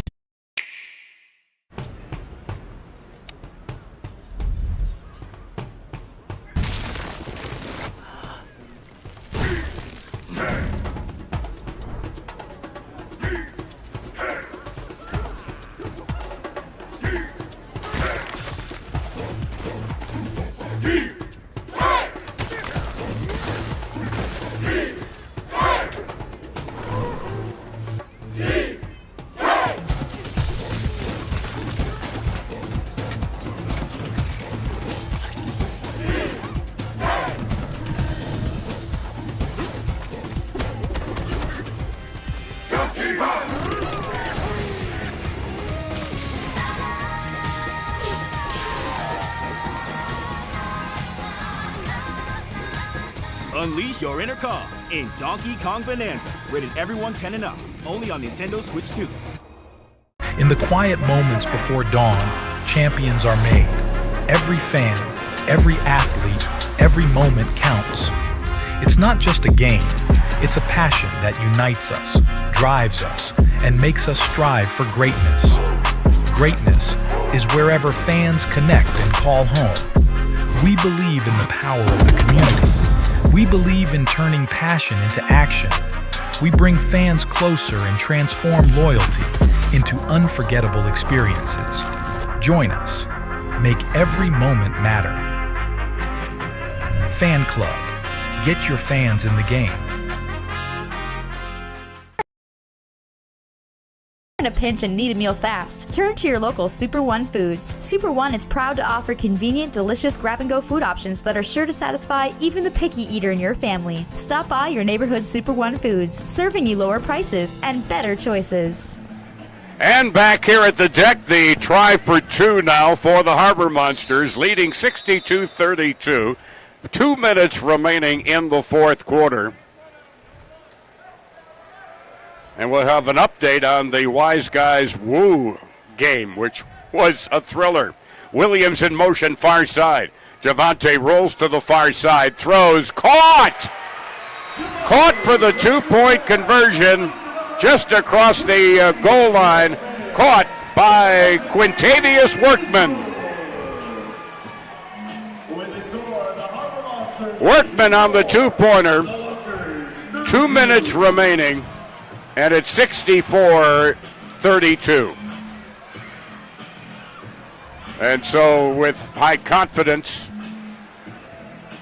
tickets I'm sure will be announced by the Harbor Monster front office for the semifinals next Saturday night against an opponent still to be determined. If the Wise Guys win, they might be a third seed. Could knock the Lunkers down to the third seed. Could very well do that.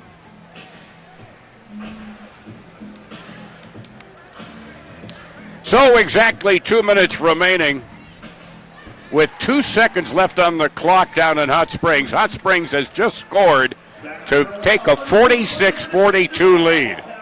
Wow. So now here's the throw off as Couch. It's caught inside the 10. Back up towards the middle. Believe that's Key. It is. And he gets it across the 20 to about the 22-23 yard line. And Kevin Felder's right there to make the tackle.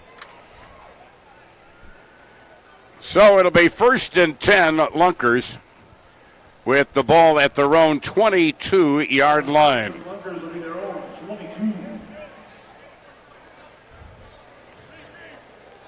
So now I guess the Woo will be doing the virtual onside.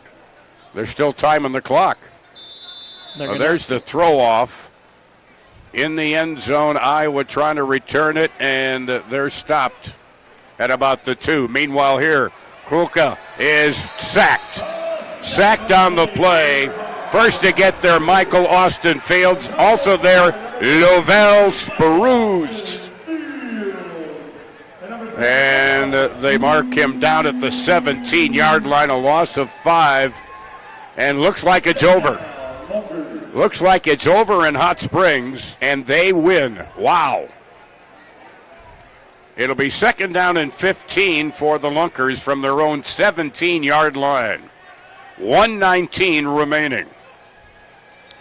Handoff goes to the amazing Brandon Mackey. He slants to the right side and is brought down at about the 16-yard line. Spruce there on the tackle, a loss of a yard for Mackey. It'll be 3rd down and 16 now at the 16-yard line. Well, they put it back at the 17. Just when I think I know where they're going to spot the football.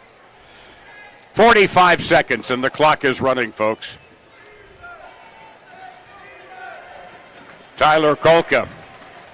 Bad snap to him. It's rolling towards the end zone. Loose in the end zone. And it's a pile of bodies, and it's taken up. Shy Hill comes up with the touchdown.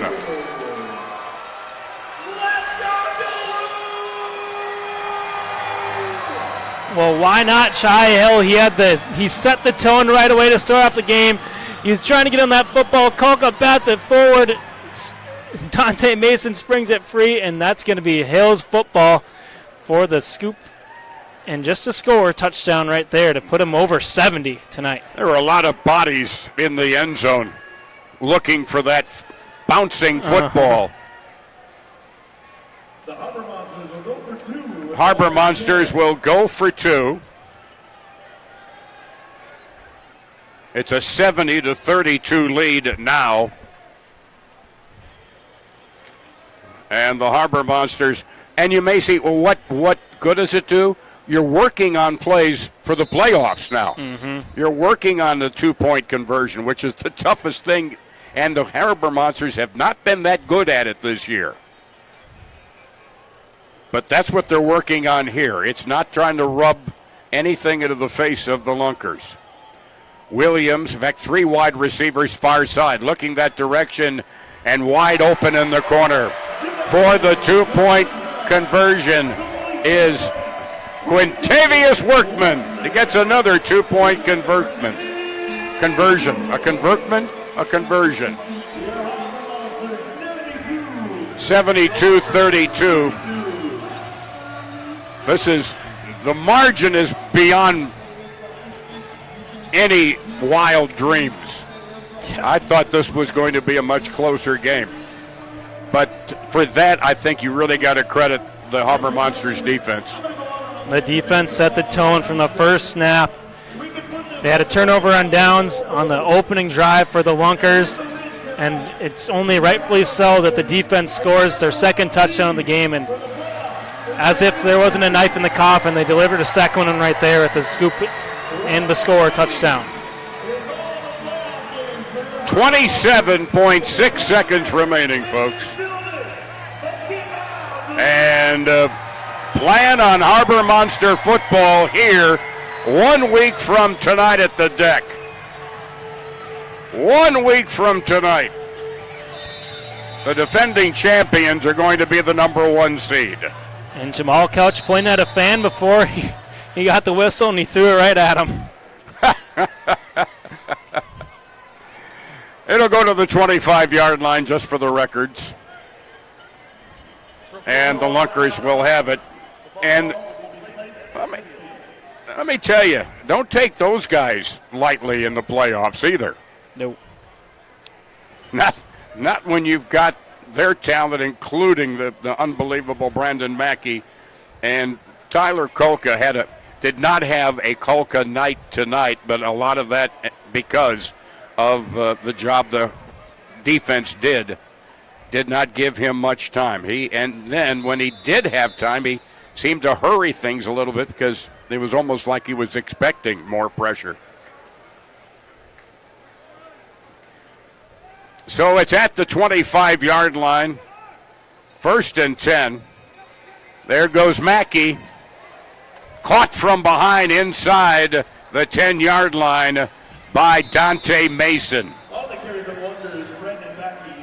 Let me tell you, Mackey, whoever's going to have to play them next week. A timeout is taken by the Lunkers? The Lunkers. Okay. That's all right. They're working on things too. Mm-hmm. It's at the 8-yard line. It'll be 1st and goal from the 8. Well, and Riley mentioned at our halftime show too, the point differential could come down to matter for seeding as well. So I think that's why they're trying to get into the end zone here. Gotcha. One of the little-known codicils. Don't mean to quote Animal House, but did not know that would be a factor. Could be to help break a tie. Pass caught. Twisting down inside to the 5-yard line is Ray J. Johnson-Sanders. Tackled on the play. Dante Mason was there. Also looks like Shy Hill was there as well. 3.9 seconds left, folks. Ball is at the 4. Second and goal. I think they took another timeout, as they're allowed to. Can't take him with you. Yeah. Can't take him to the next game. Oh.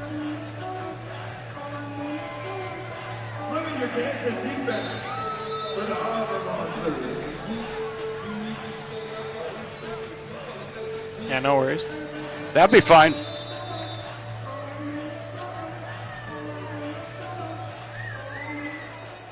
Oh. From the 4. Kolka throws. Diving catch. Touchdown. Tom Butters. Butters with the 4-yard touchdown. They do have the conversion play. Butters, as time has expired, 3 zeros on the clock.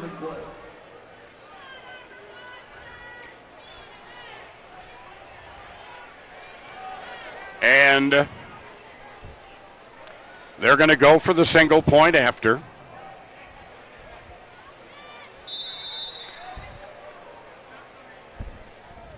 Ladies and gentlemen, your attention, please. Got Jamal Couch in the That's booth. Jamal. Could have gave him the headset for the final call, but Do not go down around the field. It will be in the deck lobby. Meet the players in the deck lobby, not on the field. Thank you. Oh, okay.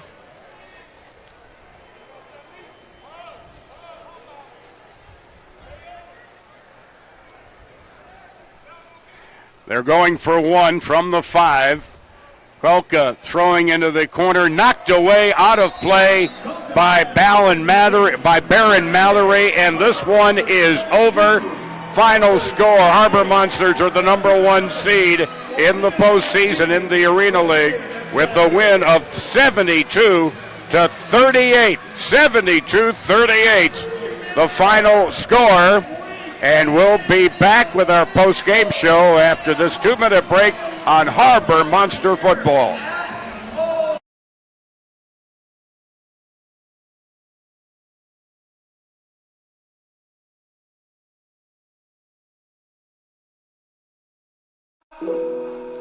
Whether you're on the field, in the my mind is set, my grind is set, my heart on ice cold. I'm only here to even the score. Whoa. My mind is set, my grind is set, my heart on ice cold. We down right now, but did it before. Whoa. See from here we going up.